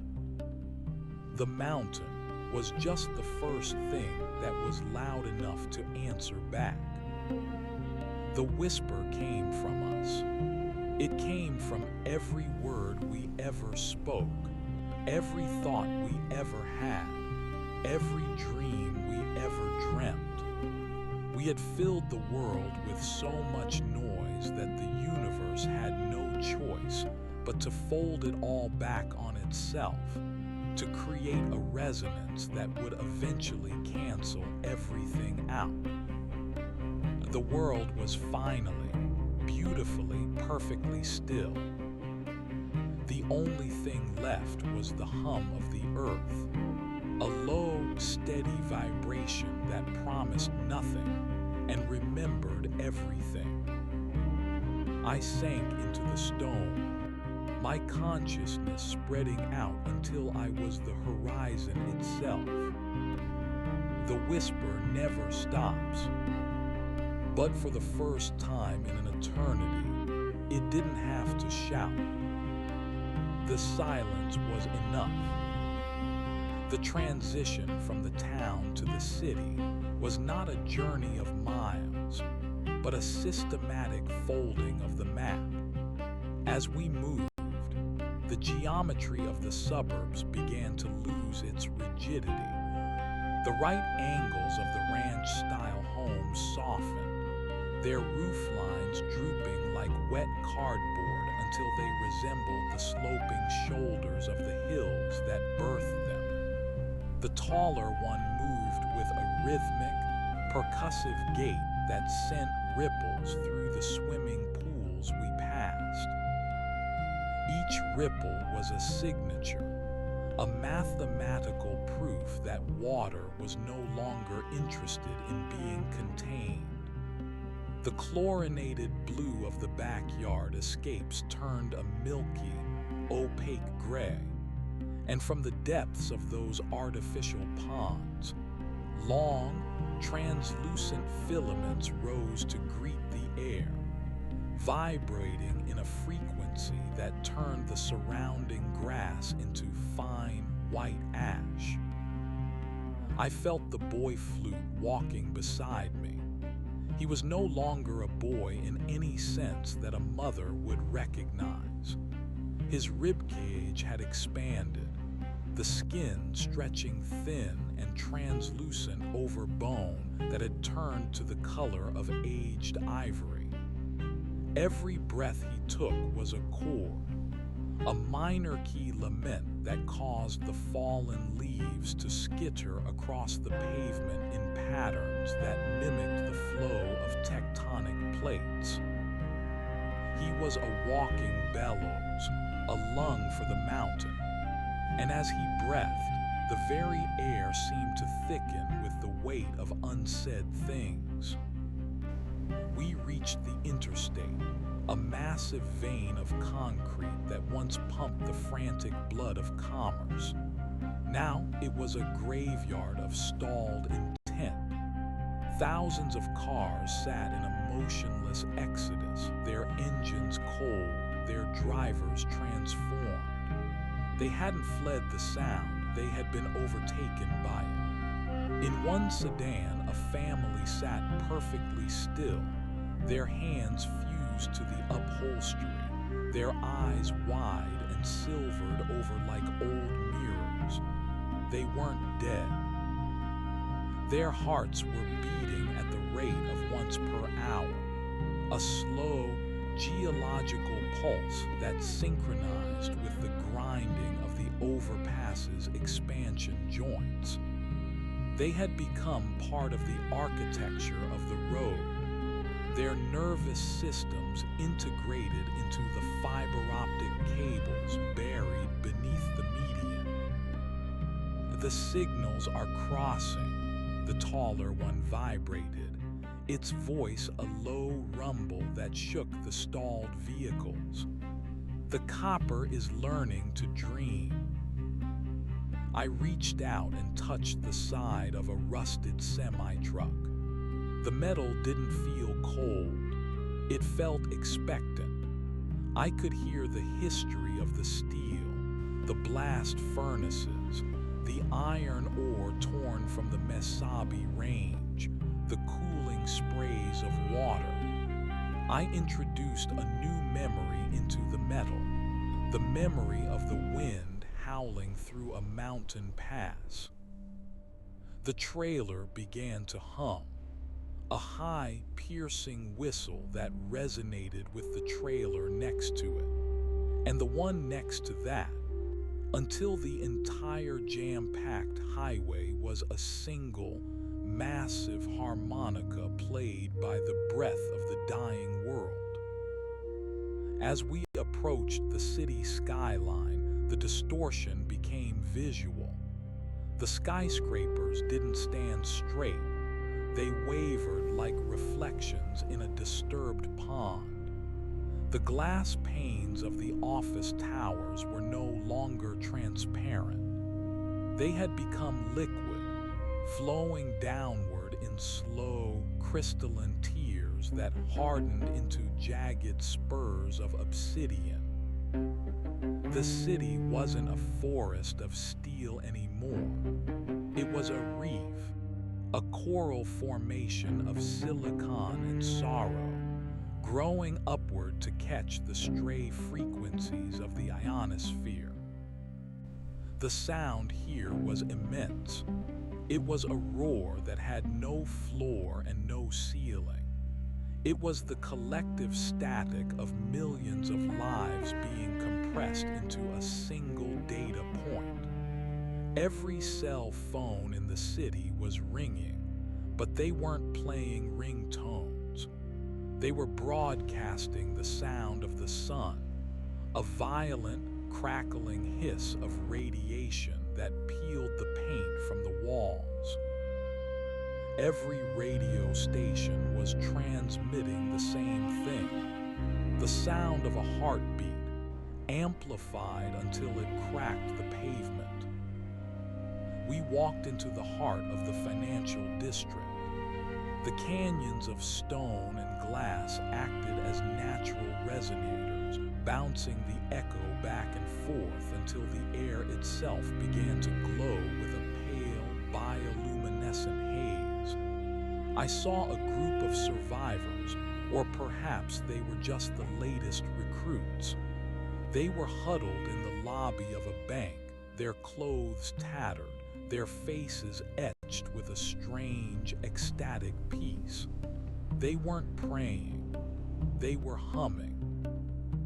They were trying to match the pitch of the building's structural steel. One man, dressed in a suit that was now fused to his skin by a layer of gray lichen, stepped forward. He looked at me, and I saw that his teeth had grown long and sharp, like the crystals in a geode. "Is it time?" he asked. His voice was a rasp of sandpaper on stone. "It is always time," I replied. My voice didn't come from my mouth. It emerged from the marble floor beneath his feet. "The measurement is over. The sum is 0. He nodded, a slow, jerky movement, and then he simply dissolved. He didn't fall, he scattered. His body turned into a cloud of fine gray spores that were immediately sucked into the ventilation system of the building. The skyscraper groaned, a deep structural sigh, and the lights in the upper floors flickered to life, glowing with that same bruised, ultraviolet hue I had seen in the valley. The building was waking up. It was no longer an office. It was an organ, and the spores were the air that would play it. The taller one stopped in the center of a wide plaza, dominated by a modern sculpture of twisted bronze. The sculpture was already reacting to the frequency, its curves straightening, its edges sharpening until it resembled a tuning fork the size of a house. "This is the nexus," the taller one vibrated. "The center of the web. Here we strike the final note." I felt the weight of the responsibility. I was the surveyor. I was the one who had mapped the silence, and now I was the one who had to break it for the last time. I placed my hands on the bronze sculpture. The metal was vibrating so fast it felt like it was stationary. I closed my eyes, those pits of sensory awareness that now encompassed the entire city block, and reached out. I didn't reach for the people. I reached for the foundations. I reached for the bedrock, the ancient schist and gneiss that the city had been foolishly anchored upon.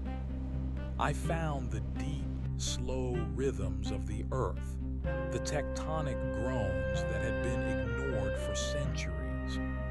I pulled those rhythms upward, through the pilings, through the basements, through the steel skeletons of the towers. I felt the city resist for a heartbeat. There was a flicker of the old world, a ghost of a siren, the memory of a neon sign, the faint scent of exhaust. But it was brittle. It was a shell. I pushed harder, pouring the echo into the bronze tuning fork. The sound that erupted was not a noise. It was a displacement. It was a hole in the air. The windows of every building within 5 miles shattered simultaneously, but the glass didn't fall to the street. It hung in the air, suspended by the pressure of the sound, forming a glittering, crystalline cloud that caught the ultraviolet light. The skyscrapers began to vibrate in sympathy, their massive bulks swaying like reeds in a gale. The sound grew louder, pitching higher and higher, crossing the threshold of human hearing and entering the realm of pure, destructive energy. The boy flute stood beside me, his head thrown back, his entire body glowing with a white, incandescent heat. He was the bridge. He was taking the raw power of the mountain and funneling it into the city's grid. I saw the power lines overhead snap and lash like angry snakes, but instead of sparks, they bled a thick, gray fluid that turned into vapor before it hit the ground. The sky above the city began to tear. Not a physical rip, but a fracture in the spectrum. Colors that shouldn't exist, shades of infrared and ultraviolet that the human eye was never meant to perceive, began to bleed through the clouds. The air smelled of ozone and ancient, crushed pine needles. "The choir is complete," the taller one announced. Its voice was now a thunder that drowned out even the roaring of the buildings. I looked up and saw them. Across the city, on the rooftops, in the parks, on the bridges, thousands of them. The echo entities. Some were tall and wooden like my companion. Others were small and crystalline, skittering like insects. Some were still mostly human, their bodies caught in the middle of a beautiful, terrible metamorphosis. They were all facing the center, their voices, their vibrations joining together in a single, unified frequency. The city was no longer a place of transit or commerce. It was a giant, vibrating bell, and we were the clapper. I felt my own form beginning to change again. The last vestiges of Elia's thorn, the memories of his wife's laugh, the taste of cheap coffee, the itch of a wool sweater were being distilled into pure vibration. I wasn't losing them, I was elevating them. I was turning a life into a note. The ground beneath us began to liquefy. The asphalt turned to a dark, bubbling sludge that hummed with a low-frequency growl. The taller one began to sink into it, its wooden limbs merging with the earth. "We go down now," it vibrated, "to the roots of the song." I followed. I let the liquid earth swallow me, the vibration of the city above fading into a rhythmic, pulsing thrum. As I sank, I felt the connections. I was no longer a single entity. I was a node in a global network. I could feel the black forest singing to the Andes. I could hear the Great Barrier Reef humming a duet with the Sahara. The entire planet was being retuned. The noise of humanity, the frantic, discordant clatter of 4,000 years of civilization, was being smoothed out, erased, and replaced by the long, slow whisper of the world's own breath. Down in the dark, in the silent places beneath the crust, we waited. We were the seeds of the new world. We were the silence that would eventually sprout into a different kind of sound. The city above was still vibrating, but the violence had passed. It was a steady, harmonic resonance now. The skyscrapers would stand for 1,000 years as silent monuments to the echo, their halls filled with the scent of gray sap and the sound of wind through obsidian glass. The people who remained would be the caretakers of the frequency, their lives simplified into a single, eternal task: to listen. I closed my mind to the surface. I turned my attention inward to the core of the earth, where the real music was made. It was a slow, heavy sound, the sound of iron and heat and time. It was the whisper that never stops.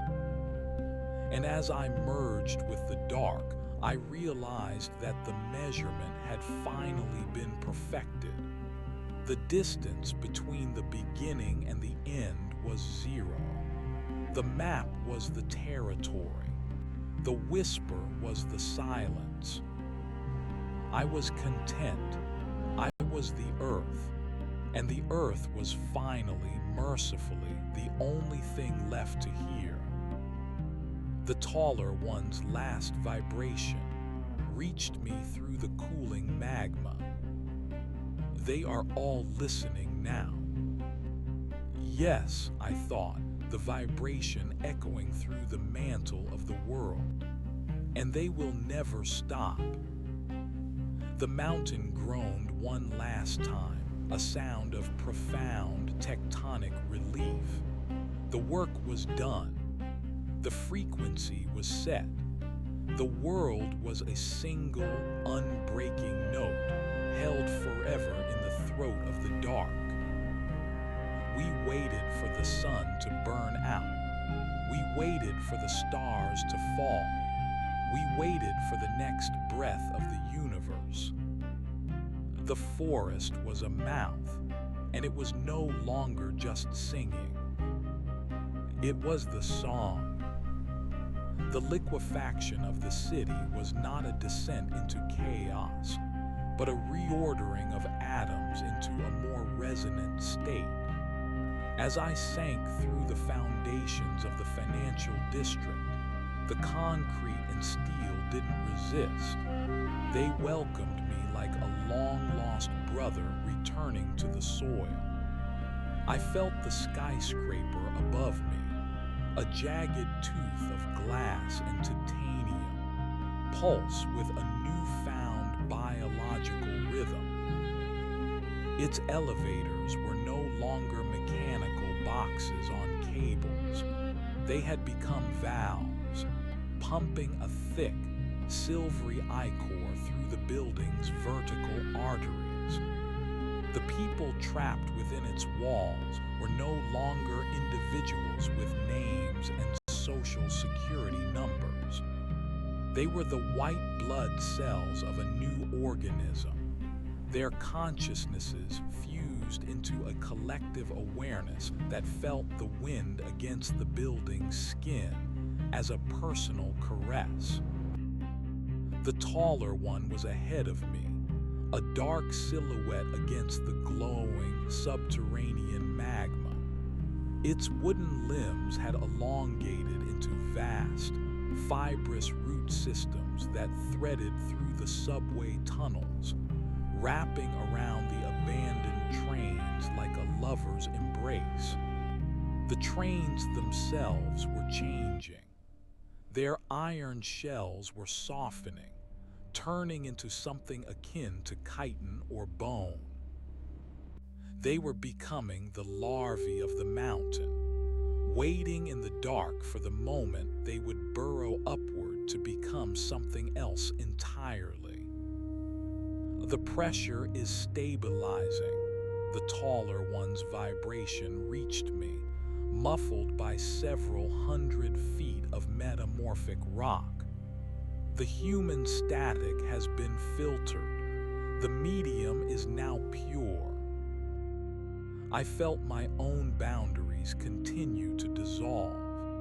My surveyor's mind, the part of me that once insisted on measuring the world in feet and inches, was being overwritten by a geological perspective.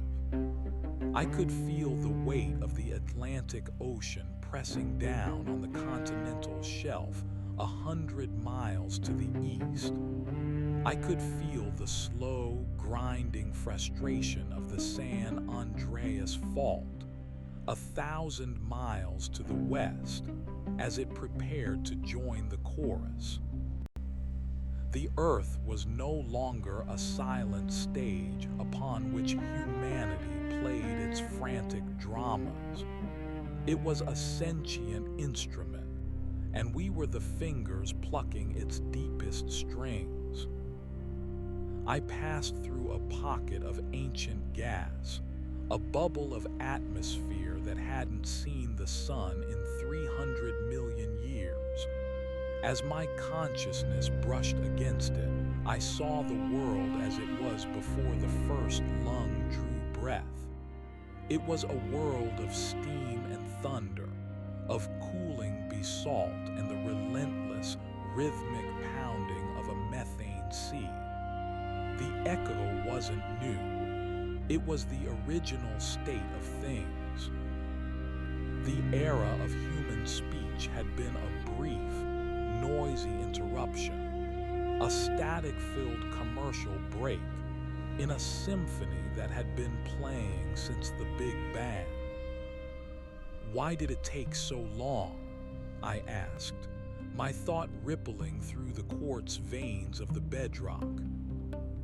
The noise was protective, the taller one replied.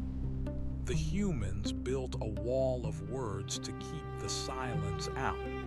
They feared the resonance because they knew they couldn't survive it. To hear the echo is to be undone. To be undone is to be completed. We reached a cavern that defied the laws of three-dimensional space. It was a cathedral of shadow, its ceiling lost in a haze of glowing spores. In the center stood a monolith of pure, unrefined echo. It wasn't made of stone or metal. It was made of sound given physical form. It shimmered like a heat haze, a pillar of vibrating air that held the weight of the world upon its shoulders. This was the source. This was what the mountain had been protecting, what the surveyor's maps had failed to capture. It was the point where the whisper became a scream, and the scream became a law. Around the monolith, the others were gathered. They were the ones who had been harvested from every corner of the globe.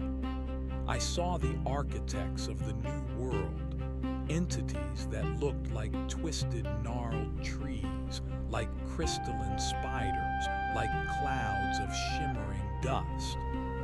They were all connected to the monolith by translucent umbilical cords of sound. They were feeding it, and it was feeding them. The boy flute was there, too. He stood at the base of the monolith, his ribcage glowing with an internal fire that turned his skin into a lantern. He wasn't breathing anymore. The monolith was breathing through him. Every time the pillar of sound pulsed, the boy's body expanded, his bones lengthening and curving until he resembled a great ivory harp. The translation is almost complete.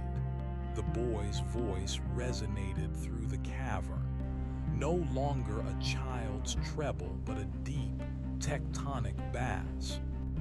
The last of the individual echoes are being archived.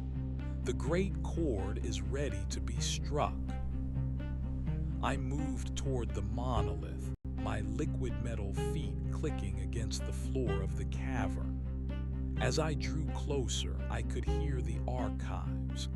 It was a dizzying, overwhelming rush of data. I heard the last prayer of a monk in Tibet. I heard the crying of a newborn in a London hospital. I heard the hum of a server farm in Silicon Valley. I heard the sound of a billion sighs, a trillion heartbeats, all being compressed into a single crystalline moment. It wasn't a tragedy. It was a masterpiece. The human experience was being saved, but not in a way that humans could understand. It was being turned into a texture, a timbre, a subtle shift in the frequency of the universe. A mother's love was now a specific resonance in the nitrogen of the atmosphere. A soldier's courage was a particular vibration in the granite of the mountains. Nothing was lost. It was just being moved to a more permanent medium. I felt a sudden, sharp pang of what used to be Elia's thorn. I remembered a woman named Sarah. I remembered the way the light hit her hair on a Sunday morning in October. I remembered the smell of rain on hot pavement. I reached out to the monolith, offering these memories up. The pillar of sound shuddered as it took them. I felt the memories being stripped of their emotional weight, their messy, human context. The light on Sarah's hair became a frequency of 440 hertz. The smell of rain became a chemical signature in the cooling magma. The love became a structural bond in a molecule of carbon. I was empty. I was clean. I was a surveyor who had finally finished his map. "The circle is closed," the taller one whispered. It moved to the monolith and merged with it, its wooden form dissolving into the pillar of sound until only its vibration remained. I looked at the boy flute. He smiled, a slow, radiant expression that had nothing to do with happiness and everything to do with alignment. He stepped into the monolith, his ivory harp body shattering into a million glowing shards that spiraled upward toward the surface. I was the last one. I looked back at the path I had taken. I saw the town, the city, the highway, the mountain. I saw the billions of lives that had been translated into this beautiful, terrible silence. I saw the earth, a lonely blue marble in the dark, finally finding its voice. I stepped into the monolith. The sensation was not one of being consumed, but of being expanded. I was no longer Elia's thorn. I was no longer the surveyor. I was the vibration. I was the medium.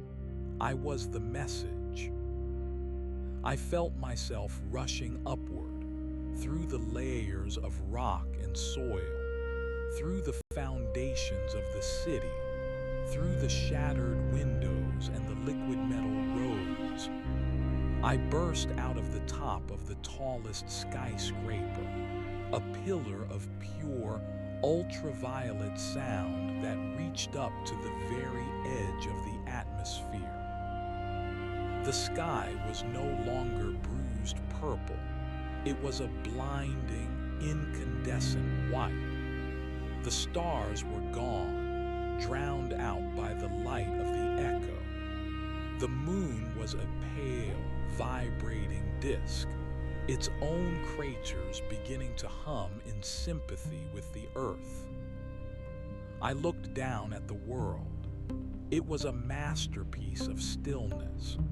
The forests were frozen in a state of perpetual growth, their leaves vibrating with the sound of the wind. The oceans were glass, their depths illuminated by the bioluminescent glow of the translated sea life. The cities were cathedrals of salt and silk, their empty streets singing with the memories of those who had once walked them. The whisper was everywhere. It was in the falling snow. It was in the shifting sand of the deserts. It was in the slow, majestic movement of the tectonic plates. It never stops.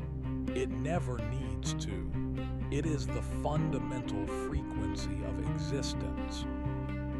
I felt a presence beside me. It wasn't the taller one or the boy flute. It was the mountain itself. It had finally finished its long, slow walk. It had reached the center of the world, and now it was resting. The surveyor found the hole. The mountain vibrated. Yes, I replied, my voice the sound of the entire planet turning on its axis. And what did he find inside? I looked out at the horizon, where the white sky met the glass ocean. I felt the billions of voices, now a single, perfect chord, resonating through my very being. I felt the peace of a world that had finally stopped trying to be something it wasn't. He found the answer, I said. And what is the answer? I smiled, and the sound of my smile caused a ripple in the ionosphere that could be seen from Mars. The answer is the silence. The world was still. The world was loud. The world was perfect. The echo was no longer a threat. It was the atmosphere. We breathed it in and we breathed it out. A rhythmic, eternal cycle that required no effort and no understanding. We were the custodians of the great core. We were the guardians of the beautiful, chaotic silence of the beginning.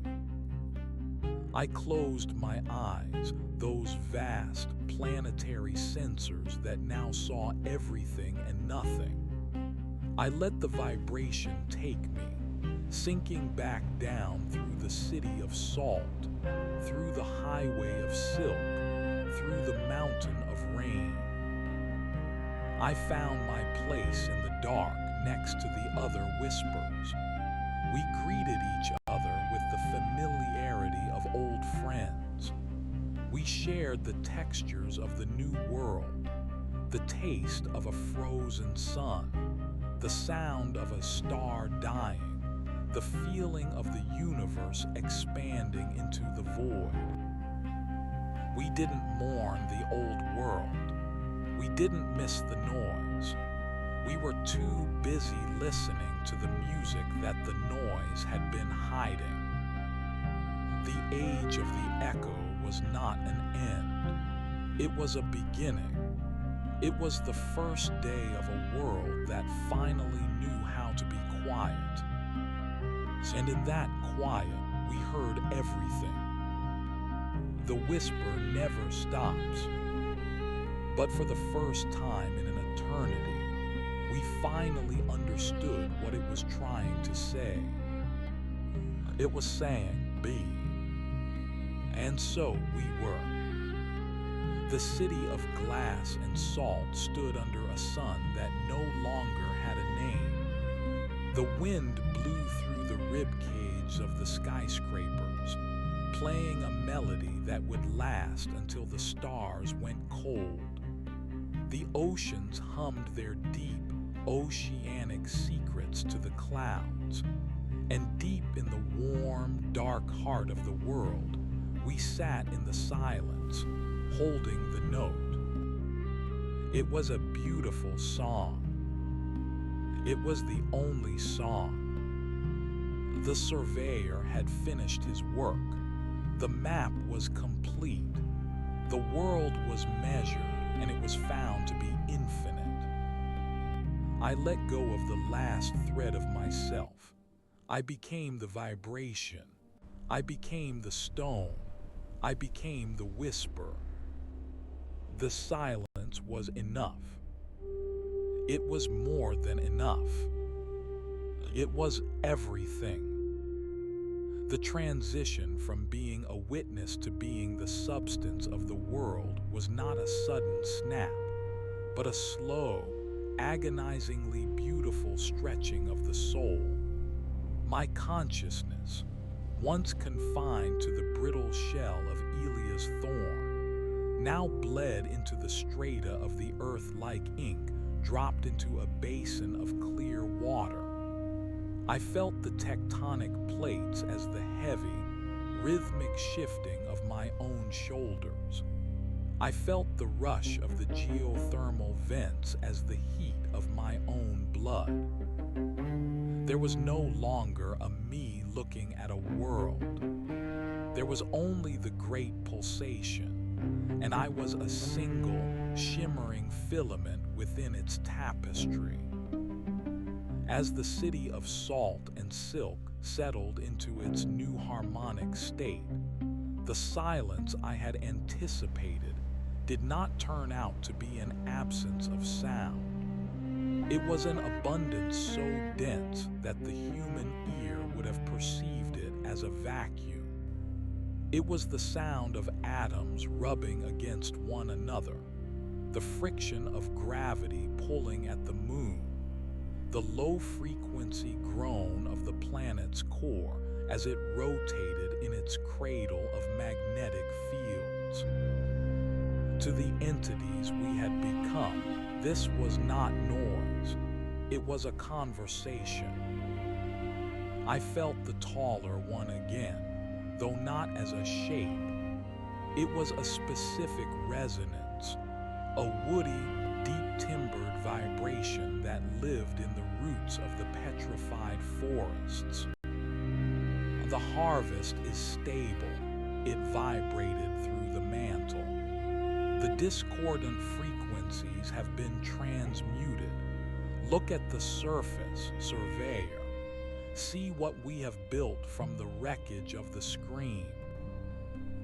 I cast my awareness upward, filtering through miles of quartz and shale until I breached the crust. The city was no longer a graveyard. It had become a reef. The skyscrapers, once monuments to human ego, were now crystalline conductors. Their surfaces had smoothed into a substance like obsidian, pulsing with a faint, rhythmic bioluminescence. They didn't just stand, they breathed. They drew in the static of the upper atmosphere and converted it into a low, soothing hum that kept the earth below in a state of perfect equilibrium. The people, or what remained of the biological templates that had once been people, moved through the streets like schools of silver fish. They were no longer driven by hunger or ambition or fear. They were the gardeners of the frequency. I watched a group of them standing in a circle around a fractured water main. They weren't repairing it with tools. They were singing to it. Their voices, unified into a single, piercing needle of sound, caused the molecules of the water to align, freezing it into a permanent, decorative spire of ice that acted as a secondary resonator for the city's core. They were happy, though the word felt too small, too tethered to the old world's chemical fluctuations. They were resonant. They were in tune. I drifted further, my awareness expanding across the continents. I saw the black forest, now a vast, emerald lung that exhaled a mist of pure information. Every leaf was a sensor, every branch an antenna. The trees were communicating with the satellites that still tumbled in their decaying orbits, stripping the old data from the silicon chips and rewriting it into the language of the echo. The history of humanity, the wars, the poems, the recipes, the scientific breakthroughs, was being archived in the DNA of the moss and the rings of the redwoods. Nothing was being deleted.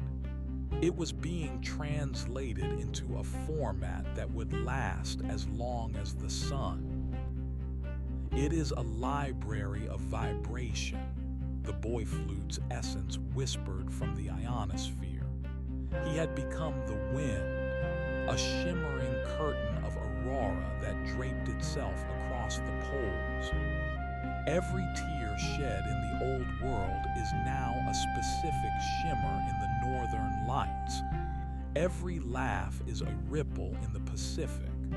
We have saved them, Elias. We have saved them from the entropy of their own voices. I felt a surge of profound relief.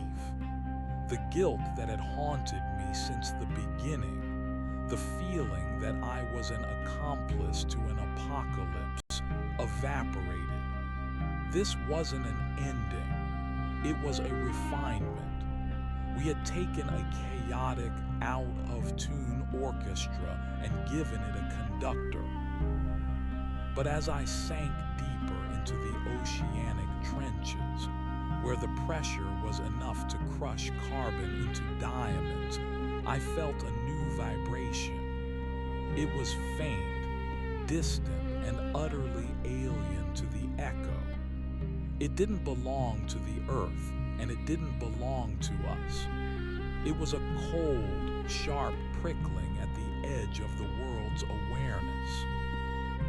Taller one, I pulsed, my vibration causing the deep-sea trenches to shudder. Do you feel that? The response was a long time coming.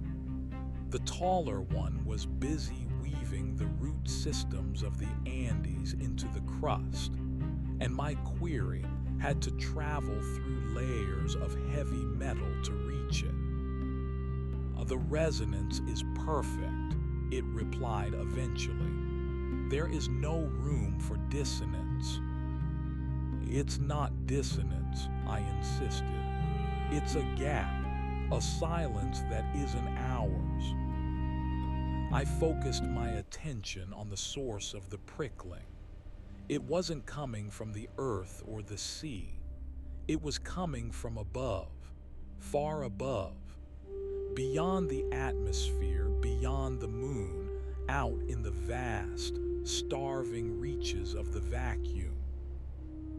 I reached out, extending my sensory filaments past the shimmering veil of the boy flute's aurora. I felt the cold, not the cold of winter, but the absolute zero of the void. And there, moving through the darkness toward our vibrant, singing marble of a world, was a shadow.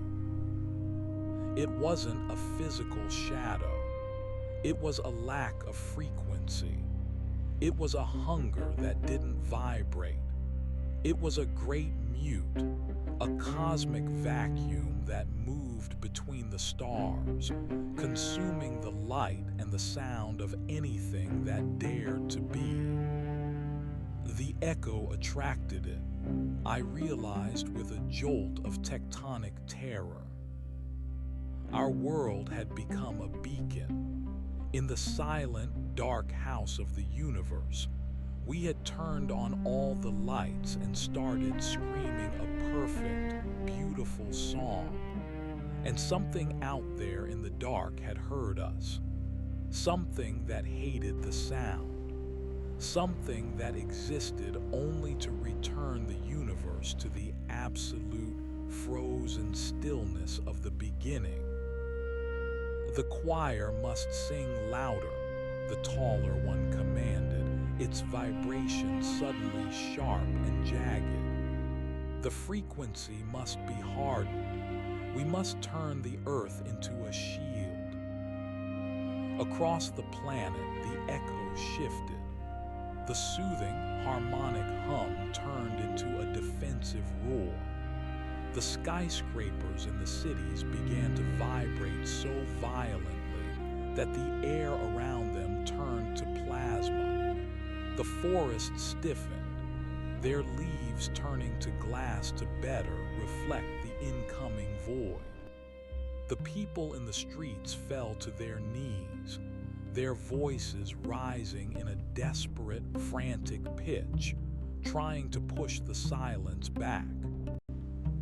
I felt myself being pulled upward again, summoned to the front lines of this new celestial war. I was the surveyor, the one who knew the boundaries. I was tasked with defining the edge of our world, with creating a wall of sound that the great mute could not penetrate. I surged through the crust, through the mantle, through the city of salt. I rose until I was standing. If a pillar of pure ultraviolet vibration can be said to stand on the very roof of the world. The sky was no longer white, it was being eaten. At the edges of the horizon, the stars were winking out, not because they were dying, but because something was standing in front of them. A curtain of absolute nothingness was descending, moving toward the earth with the slow, inevitable grace of a closing eyelid. Sing, the boy flute screamed from the aurora, his light flickering as the shadow brushed against his edges. Sing until the void breaks. I joined my voice to the chorus.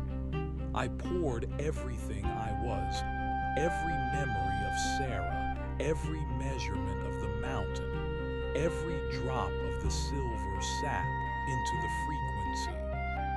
I became a spear of sound, thrusting upward into the dark.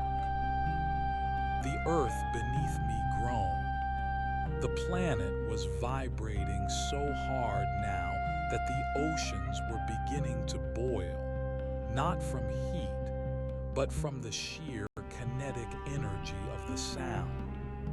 The mountains were cracking, their internal structures unable to withstand the pressure of the great chord. For a moment we held it. The shadow paused at the edge of our atmosphere, rebuffed by the wall of our unified existence. The world was a white-hot spark of noise in a dying universe, a defiant, screaming jewel. But the shadow didn't retreat. It simply waited. It had all the time in the cosmos. It didn't need to fight us. It only needed to let us exhaust ourselves. Every second we spent maintaining the shield, we were burning through the very substance of the world. The trees were shattering. The people were dissolving into gray ash as their bodies failed to sustain the frequency. The taller one was being consumed by the very roots it had planted, its essence being drained to fuel the song. We are burning the library to keep the room warm, I thought, the vibration echoing through the thinning atmosphere. It is the only way, the taller one replied, its voice now a faint, dying ember in the dark. The echo must survive, even if there is nothing left to hear it. I looked down at the city. The beautiful crystalline reef was crumbling. The silver people were gone, their forms spent, their vibrations absorbed into the shield. The skyscrapers were snapping like dry twigs. The earth was shaking itself to pieces in its attempt to stay loud. The irony was a bitter, cold thing. We had sought the perfect frequency to bring peace to the world, and in doing so, we had turned the world into a siren that invited its own destruction. The whisper that never stops was about to be silenced by the one thing it couldn't incorporate, the void. No, I vibrated. The thought was a seismic shift, a change in the fundamental math of my being. Surveyor, the boy flute asked, his light dimming. The map is wrong, I said. We're fighting the wrong war. I stopped singing. I withdrew my energy from the shield. I let the ultraviolet light fade. I collapsed back toward the earth, shrinking my awareness, pulling my filaments out of the sky and the crust. Elias, what are you doing? The taller one screamed, a jagged tear of sound that ripped through the mantle. The shadow will take us. Let it, I replied. I fell back into the deep, dark places. I returned to the cavern of the monolith, the source of the echo. The pillar of sound was frantic now, pulsing with a jagged, panicked rhythm. It was trying to draw power from everything, the rocks, the water, the air, to keep the world screaming. I didn't attack it. I didn't try to shut it down. I simply stood before it and began to vibrate at a different frequency. It's not a higher one, not a louder one. I began to vibrate at the frequency of the shadow. I became the silence. I became the gap. I became the lack of sound. I wasn't fighting the echo. I was providing it with a place to rest. I was creating a pocket of absolute stillness in the heart of the storm. At first, the monolith resisted. It lashed out at me with whips of pure noise, trying to overwrite my silence with its own frantic song. But silence is not something you can break. You can only fill it, and I refused to be filled.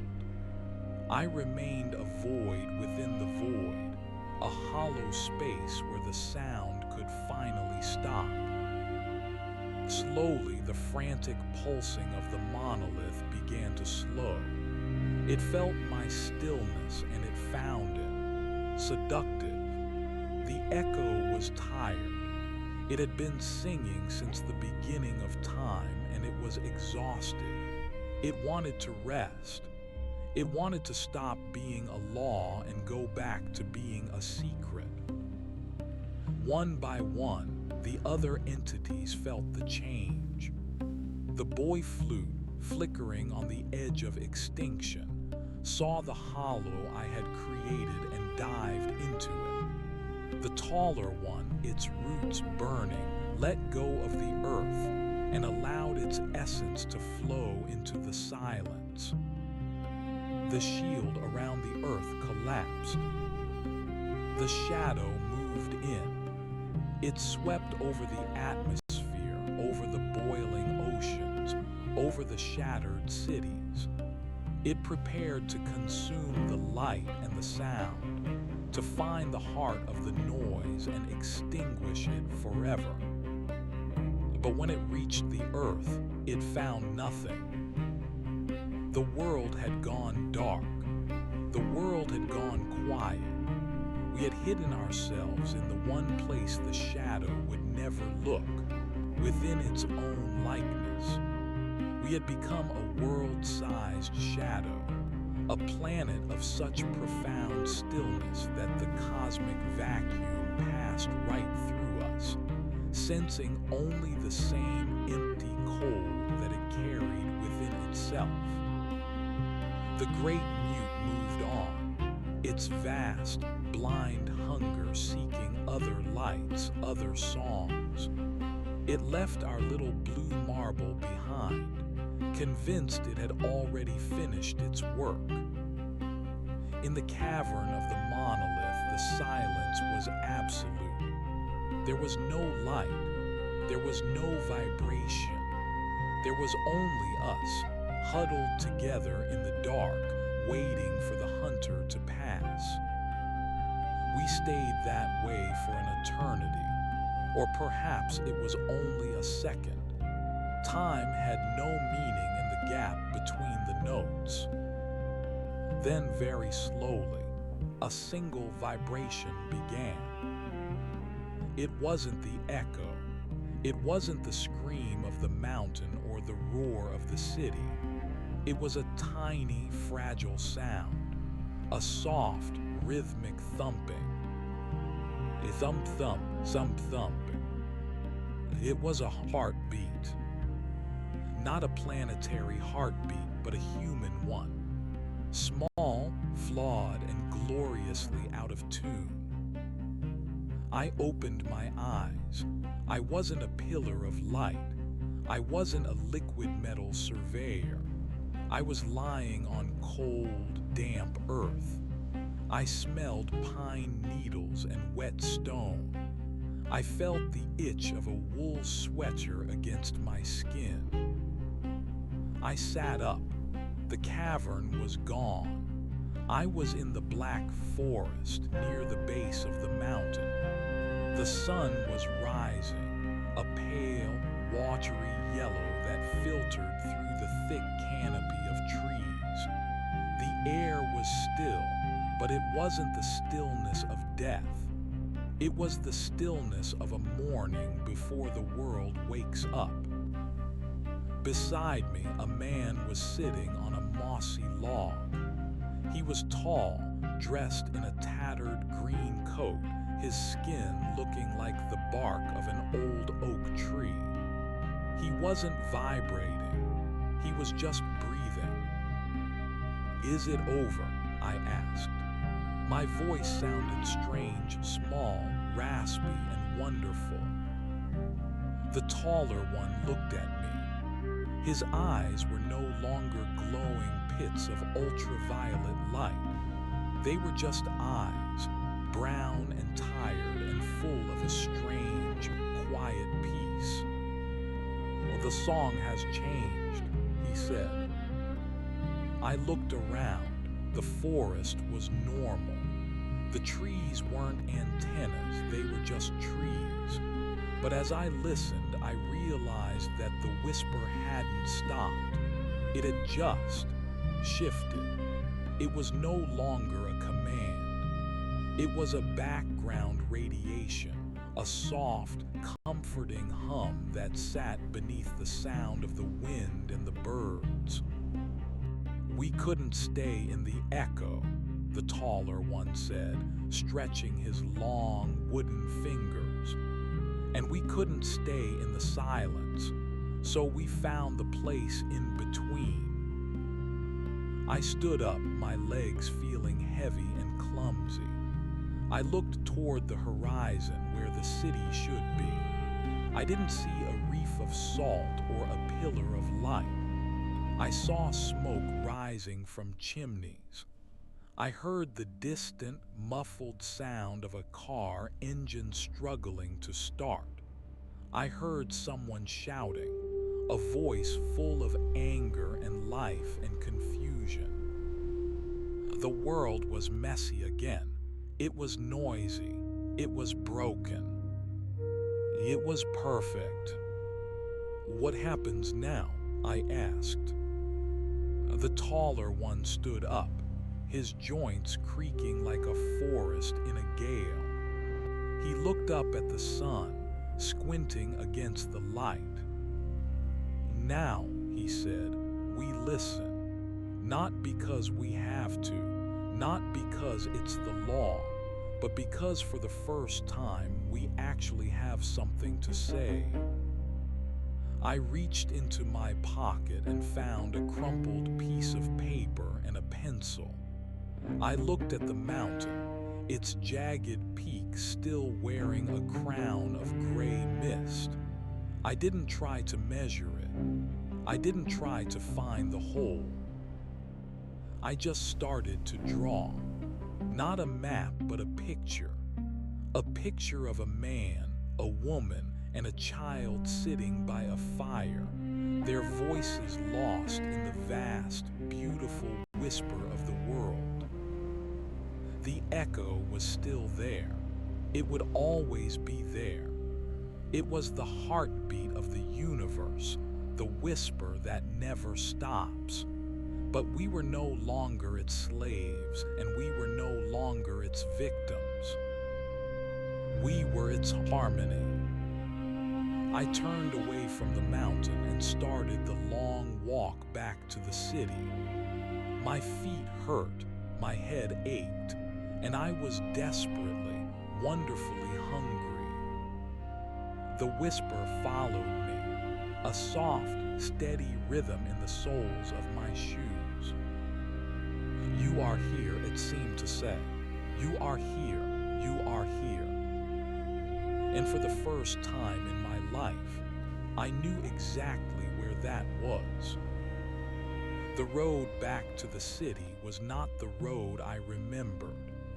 The asphalt was a mosaic of upheaval, buckled by the tectonic tantrums of the previous days. Yet already the relentless, mundane green of the earth was reclaiming the cracks. It wasn't the silver, sentient moss of the echo's design. It was just clover, stubborn and mindless, smelling of crushed stems and damp soil. I walked with a limp I hadn't possessed as a being of vibration. My left knee clicked, a rhythmic, physical imperfection that felt like a miracle. I passed a gas station where the overhead canopy had folded like a piece of tin foil. A man was there, his clothes soot-stained and oversized, methodically siphoning fuel from an underground tank into a plastic jug. He froze when he saw me, his eyes wide with a primal, twitchy alertness. In the world of the echo, we would have recognized each other's frequency instantly. We would have merged into a collective understanding of purpose. Now, there was only the suspicious silence of two strangers in a ruined landscape. "Is it gone?" he croaked. His voice was a jagged thing rusted from disuse. "The screaming?" I asked, stopping a respectful distance away. "Yes, it's gone." He looked up at the sky, which was a bruised, natural purple-gray of a pre-dawn morning. I thought my head was going to split open. I thought I was becoming a radio. He let out a wet, rattling laugh that turned into a cough. Then it just stopped, like someone pulled the plug on the whole damn universe. "It didn't stop," I said, looking at the way his pulse thrummed in the hollow of his throat. "It just went quiet." He didn't understand, and he didn't care to. He went back to his siphoning, a man reclaimed by the necessity of survival.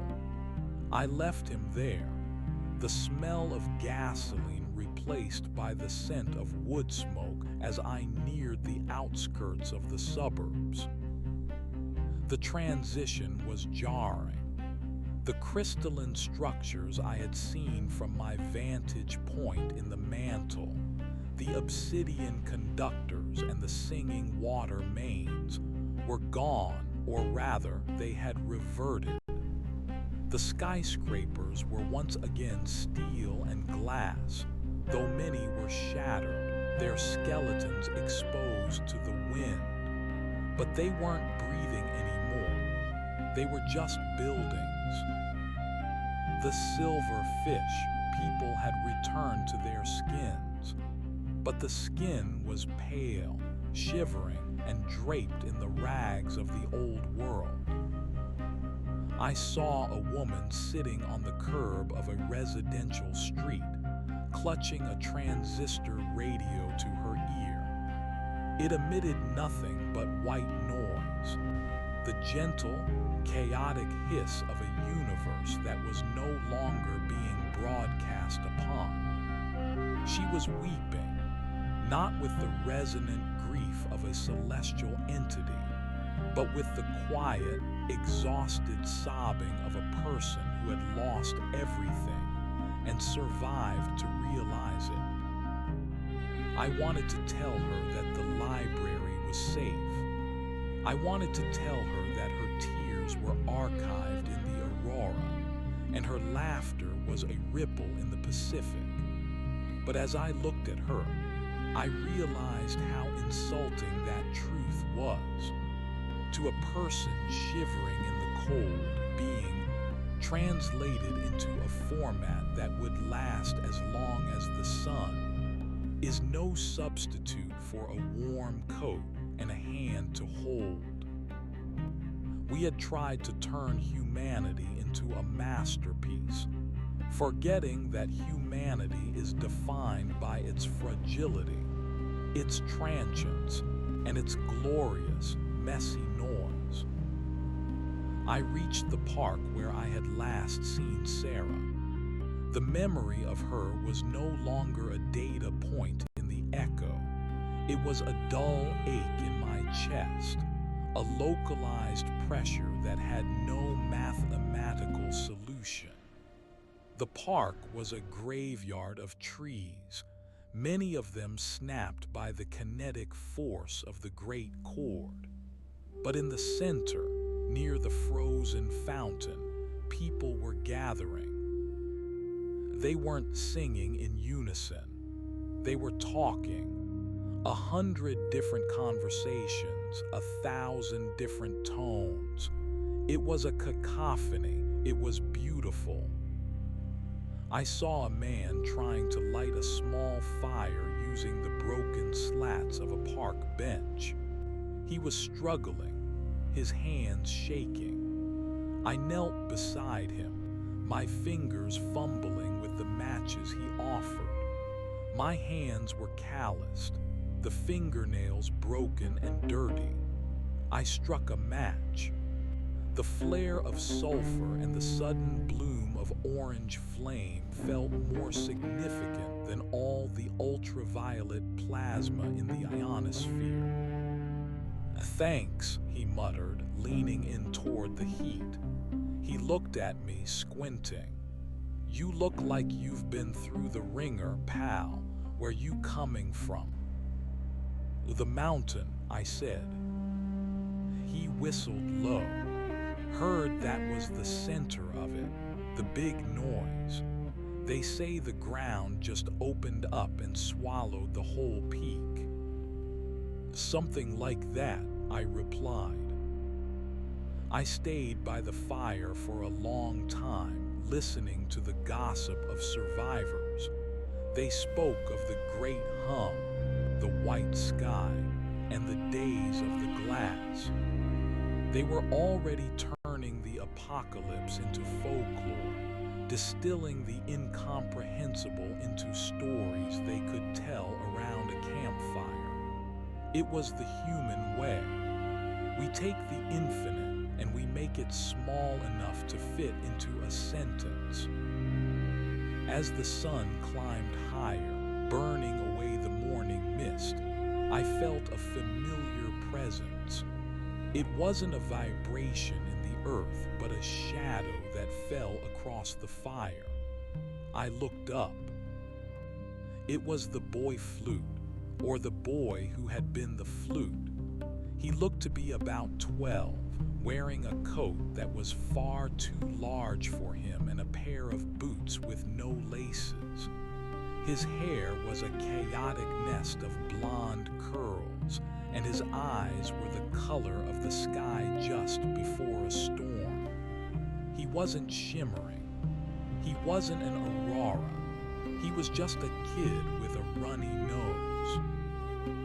He sat down across from me, picking up a stick and poking at the embers.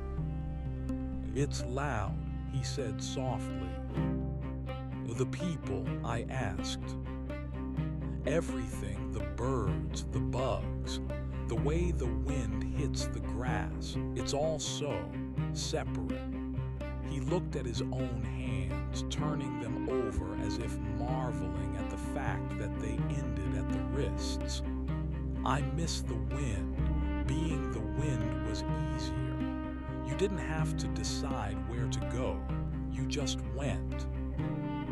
But you couldn't feel the fire," I pointed out. He held his small, pale hands toward the flames. A slow smile spread across his face. "No, I couldn't."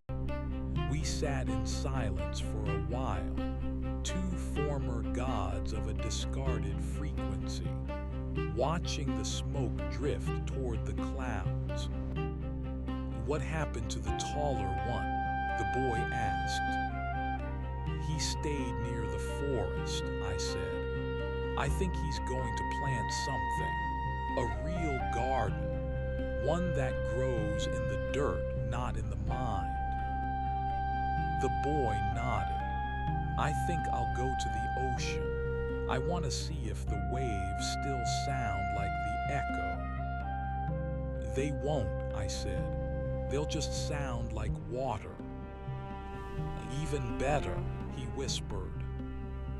He stood up, gave me a small, solemn nod, and wandered off toward the east, disappearing into the crowd of people beginning to scavenge the ruins for food and blankets. I watched him go, a tiny fragment of a cosmic symphony, now just a boy on a journey. I stayed in the park until the sun began to set. The hunger I had felt earlier had grown into a sharp, demanding pang. I stood up, my joints protesting, and began to walk toward the residential district where my apartment had been. I didn't expect it to be there, and I didn't expect Sarah to be waiting, but I needed to see the space where my old life had ended. The streets were darker now. The power grid was a memory, and the only light came from the flickering fires in oil drums and the rising moon. The whisper was still there beneath the soles of my feet, a steady asterisk thump-thump that matched the rhythm of my walking. It wasn't the echo's heartbeat anymore. It was the Earth's, a slow, tectonic respiration that didn't ask for anything. It just was. I found my building. The facade had been sheared off, exposing the honeycomb of rooms like a dollhouse. My apartment on the 3rd floor was a ruin of drywall and shattered furniture. I climbed the fire escape, my breath coming in ragged gasps, and stepped into the space that had once been my home. It was silent, a true heavy silence. I sat on the edge of what remained of my bed. The moon shone through the missing wall, illuminating the dust motes dancing in the air. I reached out and picked up a framed photograph from the floor. The glass was cracked, but the image was clear. Me and Sarah at the coast, squinting into the sun. I waited for the echo to take the memory, to archive it, to translate it into a shimmer in the northern lights. But nothing happened. The memory stayed right where it was, heavy and painful and mine. I realized then that this was the true gift of the silence. By stopping the song, we had reclaimed our right to forget. We had reclaimed our right to be lost. The echo had tried to save everything, but in doing so, it had stripped away the value of the moment. If every tear is eternal, then no tear matters. I laid the photograph down and looked out over the darkened city. In the distance, I could hear a dog barking. Somewhere closer, a woman was singing a lullaby, a thin, wavering melody that didn't try to align the molecules of the water or shield the planet from the void. It was just a song for a child. The great mute was still out there, I knew.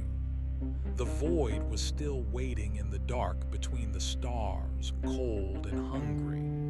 And the echo was still here, buried deep in the heart of the world, a secret hum that would never truly stop. We were caught between the two, a tiny, flickering spark of noise between the absolute sound and the absolute silence. It was a precarious place to be. It was a place that could end at any moment by a shadow from above or a scream from below. I lay back on the ruined mattress, closing my eyes. I listened to the house settling, the wind whistling through the exposed pipes, and the steady, quiet beat of my own heart. I wasn't a surveyor anymore. I wasn't a pillar of light. I was Elias. I was tired. I was cold. I was alive. And as I drifted off to sleep, the last thing I felt wasn't the vibration of the universe or the pressure of the mantle. It was the simple, weightless sensation of a blanket of silence being pulled up over my shoulders, tucked in by a world that had finally learned how to be still. The whisper didn't stop. It just became a breath. And for now, that was enough. The first night of the new world was not quiet, though it was devoid of the grand, shimmering resonance that had nearly unmade us. It was a night of small, sharp sounds. The clatter of a loose shutter hitting a brick wall, the crunch of broken glass under the paws of a stray dog, the low, rhythmic murmur of people trying to explain the inexplicable to one another. I lay in the ruins of my bedroom and realized that the silence I had sought in the monolith was not an absence of sound, but an absence of command. For the first time in years, the air didn't tell me what to do. The ground didn't dictate the frequency of my pulse. I woke up when the moon was high, my muscles cramping from the cold. The echo was still there. I could feel it if I pressed my palm flat against the floorboards. It was a deep, subterranean thrum, like the sound of a massive engine idling miles below the crust. It was no longer reaching for us. It had retreated into the stone, content to be a geological fact rather than a divine mandate. It felt like a fever that had finally broken, leaving the patient weak but autonomous. I spent the next few hours scavenging. My movements were clumsy, my senses dulled by the return to a singular perspective. In the echo, I could have perceived the chemical composition of a can of peaches from across the room. Now, I had to fumble through a dark cupboard and cut my thumb on a jagged lid to get at the fruit inside. The blood was bright, startlingly red against the gray dust. I licked it, tasting salt and iron. It was a sharp, grounding pain. By dawn, I had gathered a small pack of supplies, a heavy coat, a few tins of food, and a wind-up flashlight that rattled when I shook it. I felt an urgent need to move, not because a signal was pulling me, but because the stillness of the apartment was beginning to feel like a tomb. I wanted to see how the rest of the world was stitching itself back together. As I descended the fire escape, I saw a group of people gathered in the intersection below. They were standing around a map spread out on the hood of a rusted car. There was no glowing geometry here, no telepathic synchronization. They were arguing. "The bridge is down, I'm telling you," a man in a high-visibility vest shouted, his face flushed with a very human frustration. The whole span just vibrated itself into the river. "We have to go north to the old stone crossing." "North is where the light was brightest," a woman countered, clutching a shivering child to her chest. "I'm not going back toward the mountain. My ears are still bleeding from the last time the ground started singing." I walked past them, my head down. I could have told them that the mountain was safe now, that the singing had been tucked away into the mantle like a folded map. But I realized I had no authority here. In this new, fractured reality, my knowledge was just another ghost story. I was no longer a surveyor of the infinite. I was just a man with a backpack and a limp. I headed toward the river. The city was a graveyard of ambition. Everywhere I looked, I saw the remnants of the echo's brief reign, shimmering, iridescent stains on the pavement where the silver moss had once thrived, now shriveled and blackened like burnt sugar. The grand obsidian spires that had begun to grow from the foundations of the skyscrapers had cracked and slumped, looking like gargantuan guttering candles. Nature was already moving back in, but it wasn't the curated, harmonic nature of the entities. It was the chaotic, opportunistic nature of weeds and flies. At the riverbank, the water was dark and sluggish. The massive liquid metal surveyors that had once patrolled the depths were gone, or perhaps they had simply become part of the silt. I sat on a piece of driftwood and watched the sun climb. The sky was a pale, dusty blue, scarred by the lingering vapor trails of the great mute's departure. A shadow fell over me. I didn't jump. My body was still acclimating to the idea of being startled. "You have the look of someone who remembers too much," a voice said. I turned. An elderly woman was standing a few feet away, her hair a wild halo of white. She was wearing a string of mismatched beads around her neck, bits of glass, copper wire, and what looked like a shard of the monolith's obsidian. She sat down beside me without asking. "I was a cellist," she said, looking out at the water. "Before the whisper started, I spent 40 years trying to find the perfect pitch. Then the world started doing it for me and I realized I hated it. It was too perfect. There was no room for the mistakes." "The mistakes are where the life is," I said, my voice sounding steadier than I felt. "Exactly." She fingered the obsidian shard on her necklace. "I found this near the park. It still hums a little if you hold it to your ear, but it's a lonely hum now, like a radio station that's lost its host."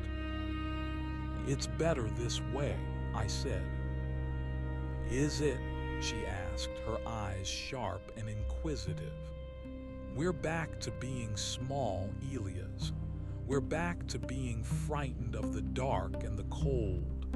We lost the stars, didn't we?" "We didn't lose them," I replied.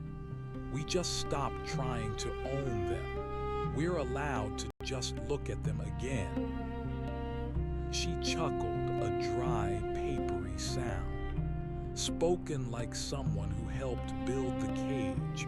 "I saw you, not with my eyes, but in that shared dream we all had. You were the one who walked into the hole." I didn't deny it. There was no point. We were all witnesses to each other's most intimate transformations. I thought I was saving us. "You did," she said softly. "You gave us back our deaths. That's a heavy gift, son. Most people will spend the rest of their lives trying to give it back." She stood up, brushing the sand from her skirts. "There's a kitchen set up in the old cathedral. Real soup. Not that nectar the light beings were feeding us. It tastes like salt and onions and dirt. You should come. Maybe later, I said. I have to find someone first. I didn't know if Sarah was alive. I didn't even know if she was still in the city. But the echo had left a residue in my mind, a lingering sense of her specific resonance. It wasn't a tracking signal, but a fading scent. I followed it through the winding streets of the old district, past the rows of townhouses where the windows had been blown out by the final, silent pulse. I found her in a small community garden, kneeling in the dirt. She wasn't building a monument or channeling a frequency. She was pulling dead vines off a trellis. When she heard my footsteps, she didn't turn around immediately. She finished what she was doing, wiped her hands on her jeans, and then slowly stood up. Her face was thinner, her eyes shadowed with a fatigue that went bone deep. She looked at me for a long time, her expression unreadable. "Elias," she said. It wasn't a question or a cry of joy. It was a statement of fact. "The song changed," I said, repeating the taller one's words. "I know, I felt the moment you closed the door." She walked toward me, her gait slightly uneven. When she reached me, she didn't embrace me. She just put her hand on my chest, right over my heart. "It's so quiet in there now. No more echoes." "I'm sorry," I whispered, "for what I became, for what I tried to make you." She shook her head. "We were all drowning, Elias. You just tried to teach us how to breathe underwater, but we weren't meant to stay down there." We sat together on a stone bench, watching the neighborhood come back to life in fits and starts. A group of teenagers was trying to clear debris from the road, their shouts echoing off the brick walls. A dog was barking at something in the shadows. It was a messy, disorganized symphony, and it was the most beautiful thing I had ever heard. "What do we do now?" she asked, the same question I had asked the taller one. "We live until we don't," I said. "We make a lot of noise, we forget things, we fail." She smiled, a small, genuine flicker of light that had nothing to do with the aurora. "I think I can manage that." The days that followed were a blur of manual labor and exhausting, beautiful humanity. The city didn't recover in a grand, cinematic sweep. It was a slow, agonizing process of clearing rubble, hauling water, and negotiating for supplies. The technology of the old world was mostly dead. The pulses had fried the delicate circuitry of the digital age, but the older, sturdier things remained. We learned to use wood stoves and hand pumps. We learned to talk to our neighbors. I became a builder. My hands, once used to calibrate the vibrations of the atmosphere, were now calloused from hammering nails and carrying timber. I helped rebuild the roofs of the houses in Sarah's neighborhood. At night, we would sit around a communal fire, sharing stories of what we had seen during the long whisper. Some spoke of seeing the history of the earth written in the clouds. Others spoke of the terrifying peace of being part of a hive mind. But as the weeks turned into months, the stories began to change. The supernatural elements faded, replaced by more immediate concerns. The Great Mute became a legend, a shadow in the sky that people weren't entirely sure they had actually seen. The echo became a metaphor for the way the wind sounded in the ruins. We were forgetting, just as I had hoped. One evening, as the first snow began to fall, I walked out to the edge of the city. The mountain was visible in the distance, a jagged silhouette against the gray sky. It no longer looked like a temple or a machine. It just looked like a mountain. I felt the whisper then. It was very faint, a tiny vibration in the soles of my boots. You are here, you are here. I looked down at the ground. A small green shoot was poking through the thin layer of snow, a stubborn bit of life that didn't care about cosmic vacuums or planetary harmonies. It was just growing because that was what it did. I realized then that the echo hadn't been an intruder. It had been the universe's attempt to talk to itself, and we had been the medium. But the universe was vast, and its thoughts were too big for our small, fragile lives. We weren't meant to be the song. We were meant to be the listeners. I turned back toward the lights of the city. They were small, flickering orange dots in the vast dark, but they were warm. I could hear the distant sound of someone laughing, a sharp, discordant note that cut through the wind. The taller one was right. We finally had something to say. And though our voices were small and our time was short, the silence was no longer something to be feared. It was the canvas upon which we could finally paint our own imperfect music. I walked home, my footsteps marking a steady human rhythm in the fresh snow. Thump, thump, thump. I was here, and for the first time, the whisper was enough. The winter deepened, and with it, the world became a landscape of stark contrasts.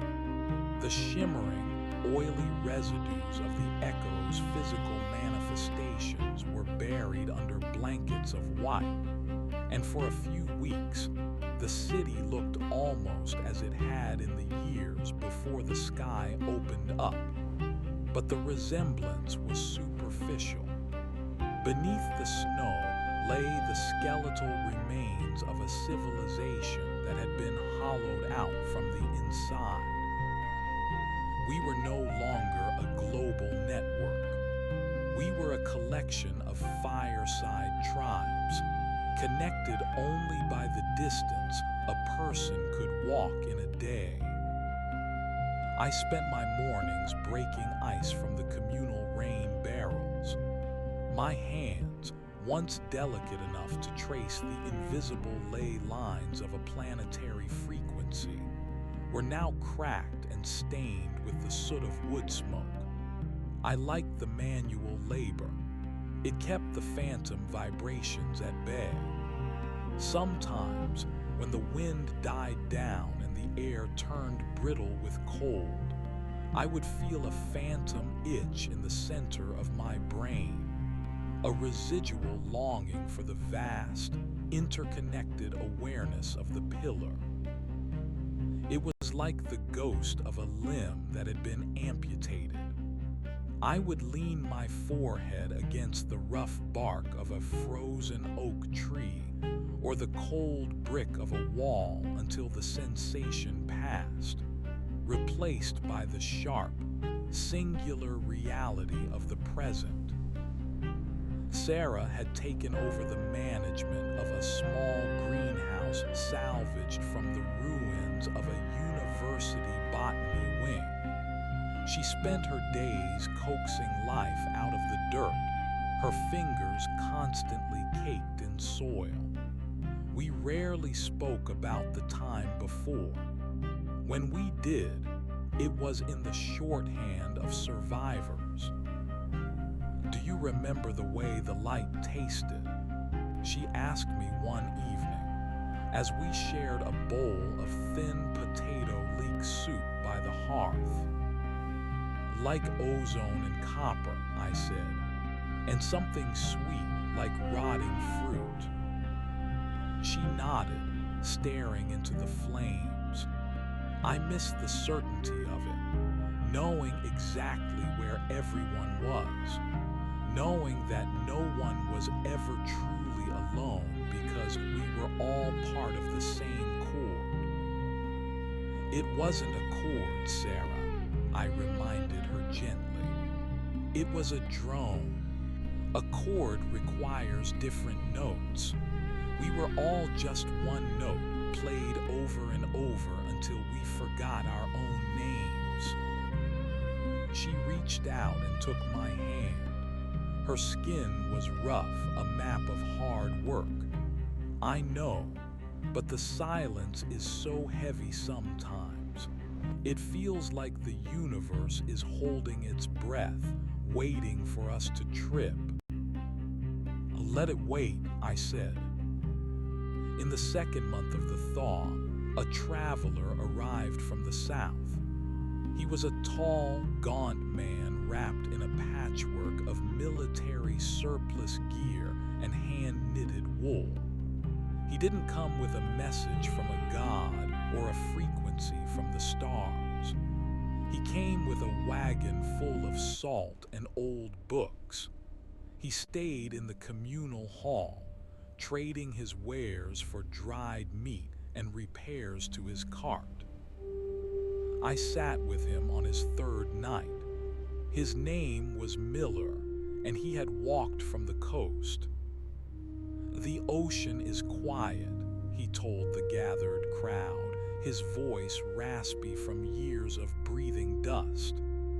"The great mute left a mark on the water, though. There are places where the waves don't break. They just slide, like the water forgot how to be turbulent." "And the people?" someone asked from the back of the room. "They're building," Miller said.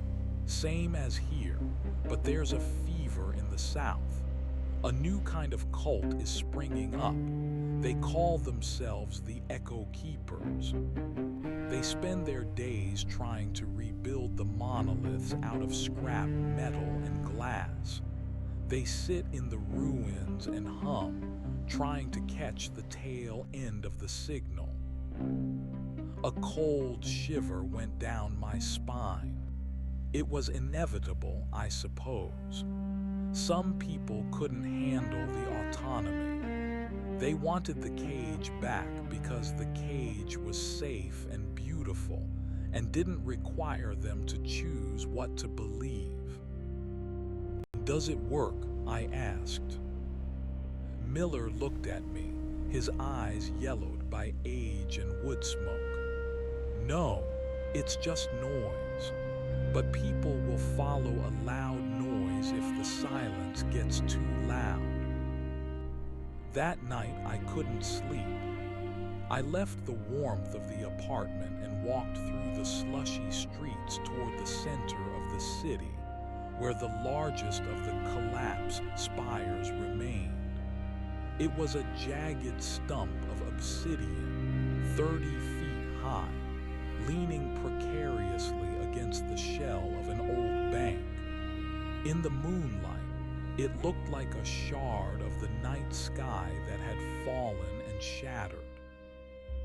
I pressed my ear against the cold, black surface. At first, there was nothing but the wind whistling through the hollow bank windows. Then, deep within the stone, I heard it. It wasn't the echo.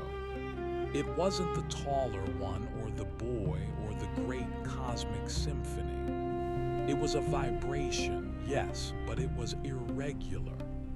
It was a series of sharp, rhythmic pings, like a hammer hitting an anvil in a very distant room. Ping, ping, ping, ping. It was the sound of the Earth's core adjusting to the loss of the stabilizers.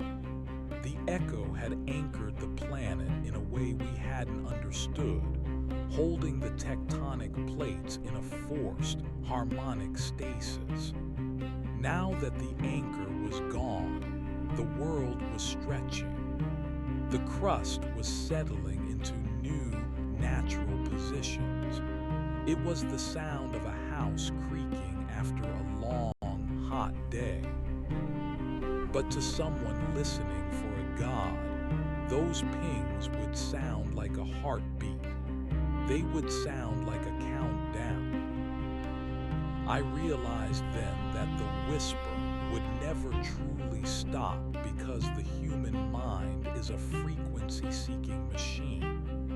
We are hardwired to find patterns in the chaos, to find meaning in the static.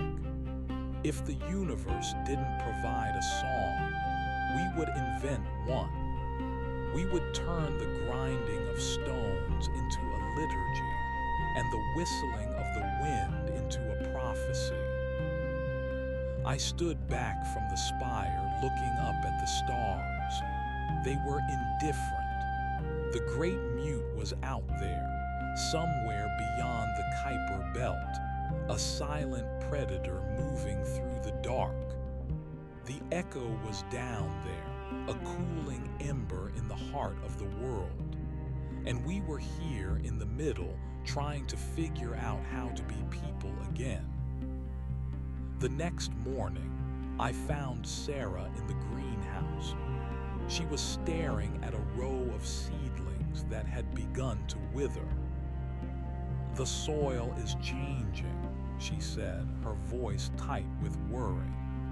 "The acidity is spiking. It's like the ground is rejecting the old seeds." "It's not rejecting them," I said, kneeling beside her. "It's just becoming itself again. We've been growing things in a laboratory for years, Sarah. The echo made everything easy. Now we have to learn the hard way. We have to find the seeds that want to live in the dirt, not the ones that were designed for the light." I spent the rest of the day helping her mix wood ash and compost into the soil, trying to balance the pH. It was tedious, back-breaking work. My mind wandered back to the echo keepers Miller had mentioned. I thought about the danger of a world that was half awake and half dreaming. If enough people started humming the old song, would the echo hear them? Would it come back, thinking we were calling for help? The thought terrified me. I had spent so much energy trying to close the door that I hadn't considered that the door might be opened from the other side, not by the entities, but by us. "We need to tell them," I said suddenly. Sarah looked up from a tray of sprouts. "Tell who? What?" "The people. The ones who are starting to look for the signal again. We have to tell them that the silence isn't a void. It's a boundary. We have to protect it. You can't stop people from wanting to feel connected, Elias," she said sadly. "You saw what it was like. It was the most beautiful thing any of us had ever experienced. How do you compete with the music of the spheres using a shovel and a bag of dirt? By showing them that the shovel is real," I said. "By showing them that the music was a lie that cost us our souls."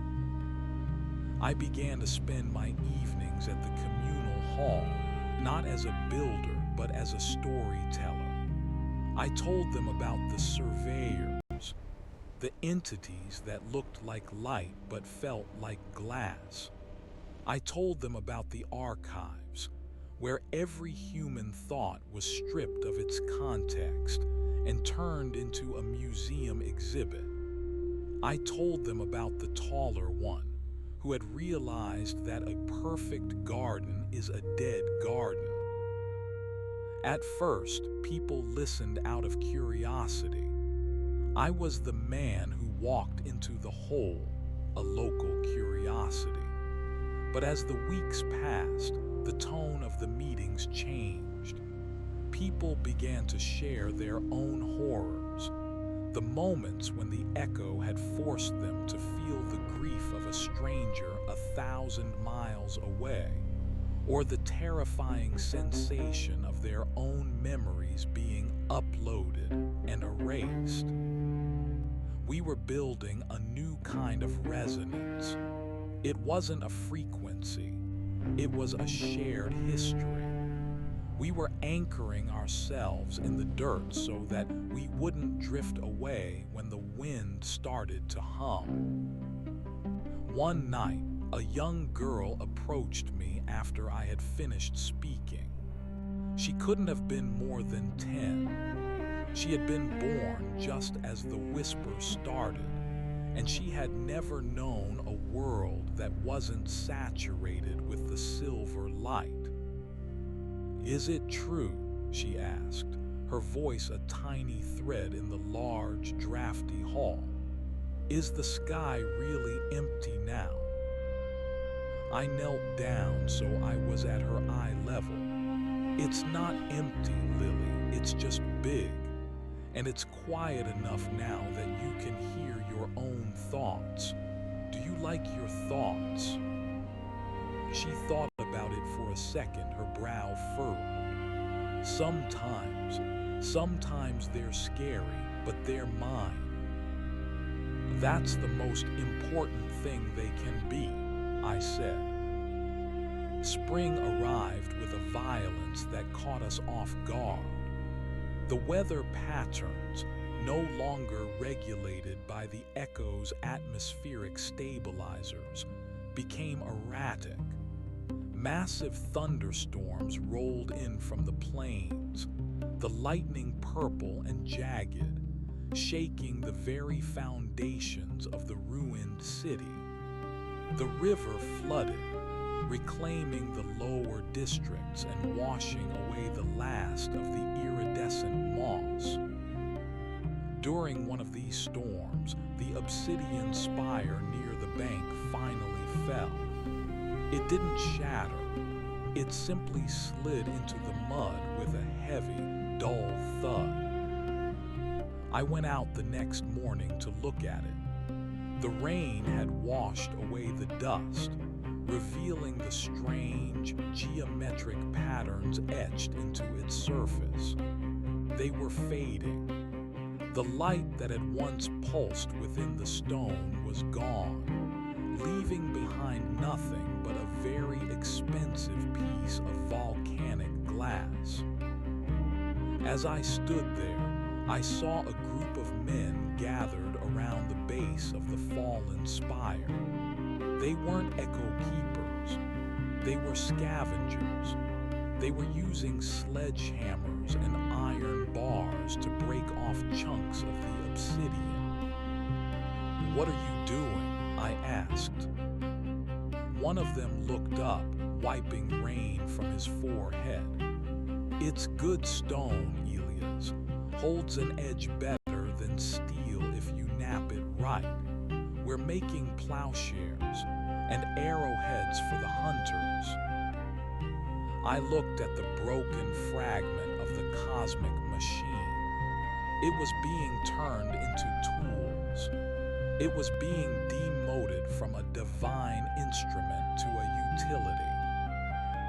I felt a sudden, overwhelming sense of relief. This was the true end of the invasion. Not the departure of the great mute or the closing of the monolith's door, but the moment we stopped fearing the artifacts and started using them to survive.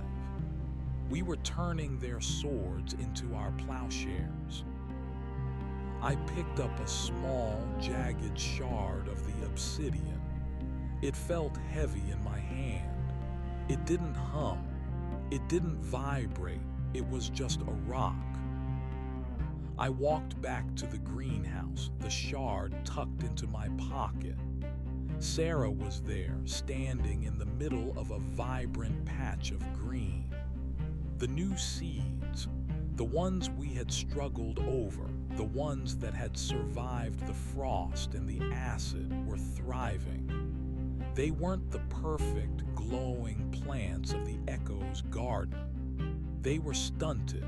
Some of them had holes in their leaves from insects, and they grew at different heights. "Look," she said, pointing to a small, pale flower. "It's a daisy, a real, messy, stinking daisy." I leaned down and smelled it.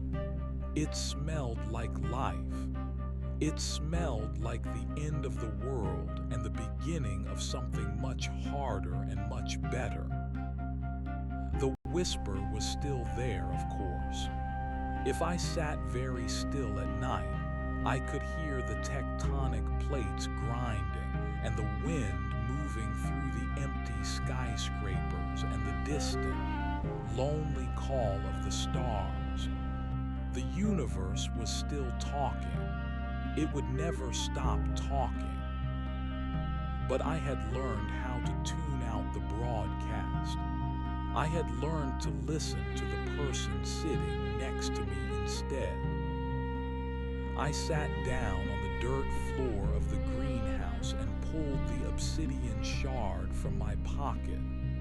I began to scrape the mud from my boots with it. The stone was sharp, efficient. It did the job. "Elias?" Sarah asked, watching me. "Yeah." "Do you think they'll ever come back? The ones from the sky?" I looked up at the glass roof, where the gray clouds were breaking to reveal a sliver of pale, watery sunlight. "Maybe," I said. "The universe is a very large place, but if they do, they'll find us different than we were before. We aren't a frequency anymore, Sarah. We're a noise, and a noise is much harder to control." She sat down beside me, leaning her head on my shoulder. We stayed there for a long time. Two small, tired people in a garden of weeds and miracles. The silence wasn't a blanket anymore. It was a space, a wide, open space that we were filling, one breath at a time, one word at a time, one mistake at a time. The whisper didn't stop. It just became the background. It became the sound of the world spinning in the dark, and for the first time in my life, I didn't feel the need to understand what it was saying. I just felt the vibration of the earth beneath me, steady and slow, and I knew that I was home. I closed my eyes and listened to the rain hitting the glass. It didn't sound like music. It didn't sound like a message. It just sounded like rain. And that was enough. It was more than enough. It was everything. The thaw brought with it a peculiar smell, a mixture of ancient ozone and the sudden, pungent rot of things that had been preserved in the echostasis for too long.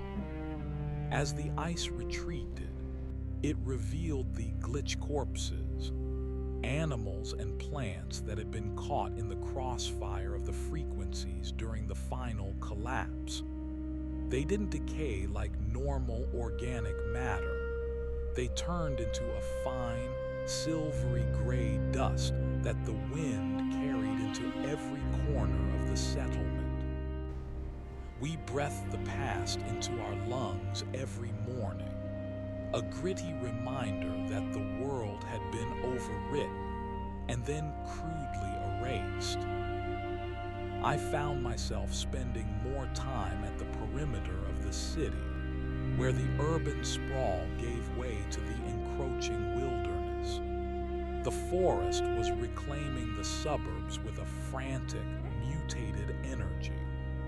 Trees that should have taken decades to mature were bursting through the asphalt of cul-de-sacs in a matter of weeks, their bark shimmering with a faint, iridescent, oily sheen. They weren't the Echo's trees, but they weren't quite Earth's trees either. They were the hybrids of the transition, the first generation of a world that had forgotten its own blueprints. It was during one of these perimeter walks that I saw the first of the signals.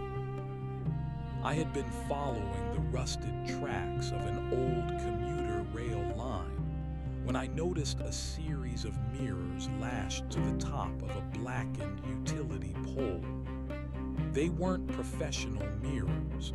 They were shards of bathroom glass, polished hubcaps, and strips of mylar tied with colorful electrical wire.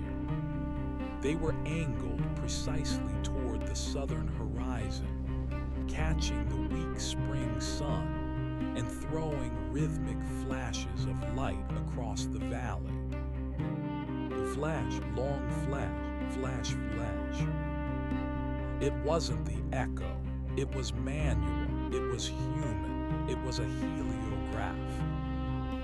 I stood on the tracks, shielding my eyes, watching the light dance. Somewhere miles away, another set of mirrors winked back. It was a conversation held in the oldest medium we had left, the speed of sight. It felt painfully slow compared to the instantaneous telepathy we had endured under the pillar, but there was a profound beauty in its limitation. You had to be looking at the right time. You had to want to see it. They're calling for the senses, a voice said behind me. I spun around. It was Miller, the traveler with the salt and the books. He was sitting on a rusted signal box, whittling a piece of the obsidian shard I had seen the scavengers collecting. He looked older than he had a month ago, his skin sagging into deep, weary folds. "Oh, the senses?" I asked. "The towns are trying to count the survivors," Miller said, not looking up from his work. "They're trying to figure out if we're a species or just a memory. The heliographs are relaying numbers. Population, births, the number of hollows left in the streets. It's a slow way to build a map, but it's the only one that doesn't rely on the sky." "And what are the numbers saying?" Miller finally looked up, his yellowed eyes reflecting the flickering mirrors on the pole. "They're saying we're smaller than we thought. The Echo didn't just take our minds, Elias. It took our biology. A lot of people, they just stopped. When the frequency cut out, their hearts forgot how to beat without the external rhythm. We're the ones who were stubborn enough to keep our own time." He tossed me a piece of the obsidian. It had been carved into the shape of a small, crude bird. "The Echo Keepers are moving north. They heard about the fallen spire here. They think it's a relic. They think if they can get enough people to hum around it, They can jumpstart the heartbeat of the world. It's just a rock now, Miller. I saw them breaking it for plowshares. To you and me, it's a rock, Miller sighed, standing up and brushing wood shavings from his lap. To a man who has lost his wife, his children, and his God all in the span of a year, that rock is a tombstone he wants to resurrect. Logic doesn't survive a vacuum, Elias. Only hunger does. I felt a cold weight settle in my stomach. The peace we had found in the greenhouse, the quiet satisfaction of the dirt and the seeds, felt suddenly fragile. We were an island of pragmatism in a sea of grieving fanatics. That evening, I returned to the communal hall. The atmosphere had shifted. The air was thick with the smell of unwashed bodies and cheap tallow candles. In the corner, a group of men were huddled over a map, their voices low and urgent. At the center of the room, on a raised dais made of packing crates, sat a woman I hadn't seen before. She was young, barely 20, but her hair was prematurely white, and her eyes were fixed on a point somewhere behind the wall. As she was humming, it wasn't a melody. It was a low, resonant thrum that vibrated in the floorboards. It was the exact frequency of the pings I had heard in the fallen spire, the sound of the Earth's crust settling. She had internalized the planet's tectonic groans and was projecting them back out. Around her, a dozen people sat in a circle, their eyes closed, their bodies swaying in a slow, hypnotic rhythm. They weren't listening to her. They were trying to become her. "Stop it," I said, my voice cutting through the humid air of the hall. The humming didn't stop, but a few people opened their eyes. They looked at me with a mixture of pity and annoyance, as if I were a child interrupting a funeral. "Elias," one of the men at the map table said. It was Thomas, a former electrician who had helped me wire the greenhouse. "Let them be. It brings them comfort."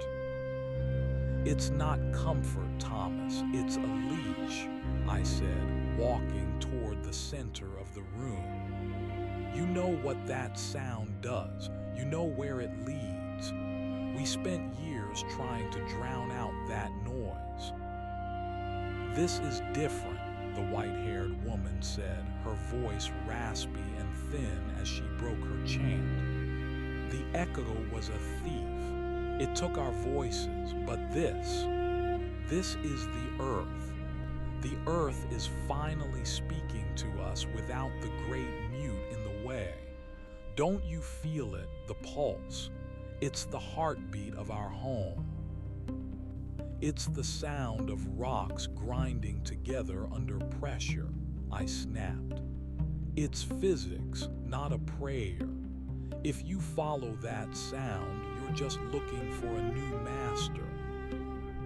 The woman smiled, a terrifyingly serene expression. "We are all servants to something, Elias. You serve your dirt and your seeds. We serve the rhythm that keeps the stars in place."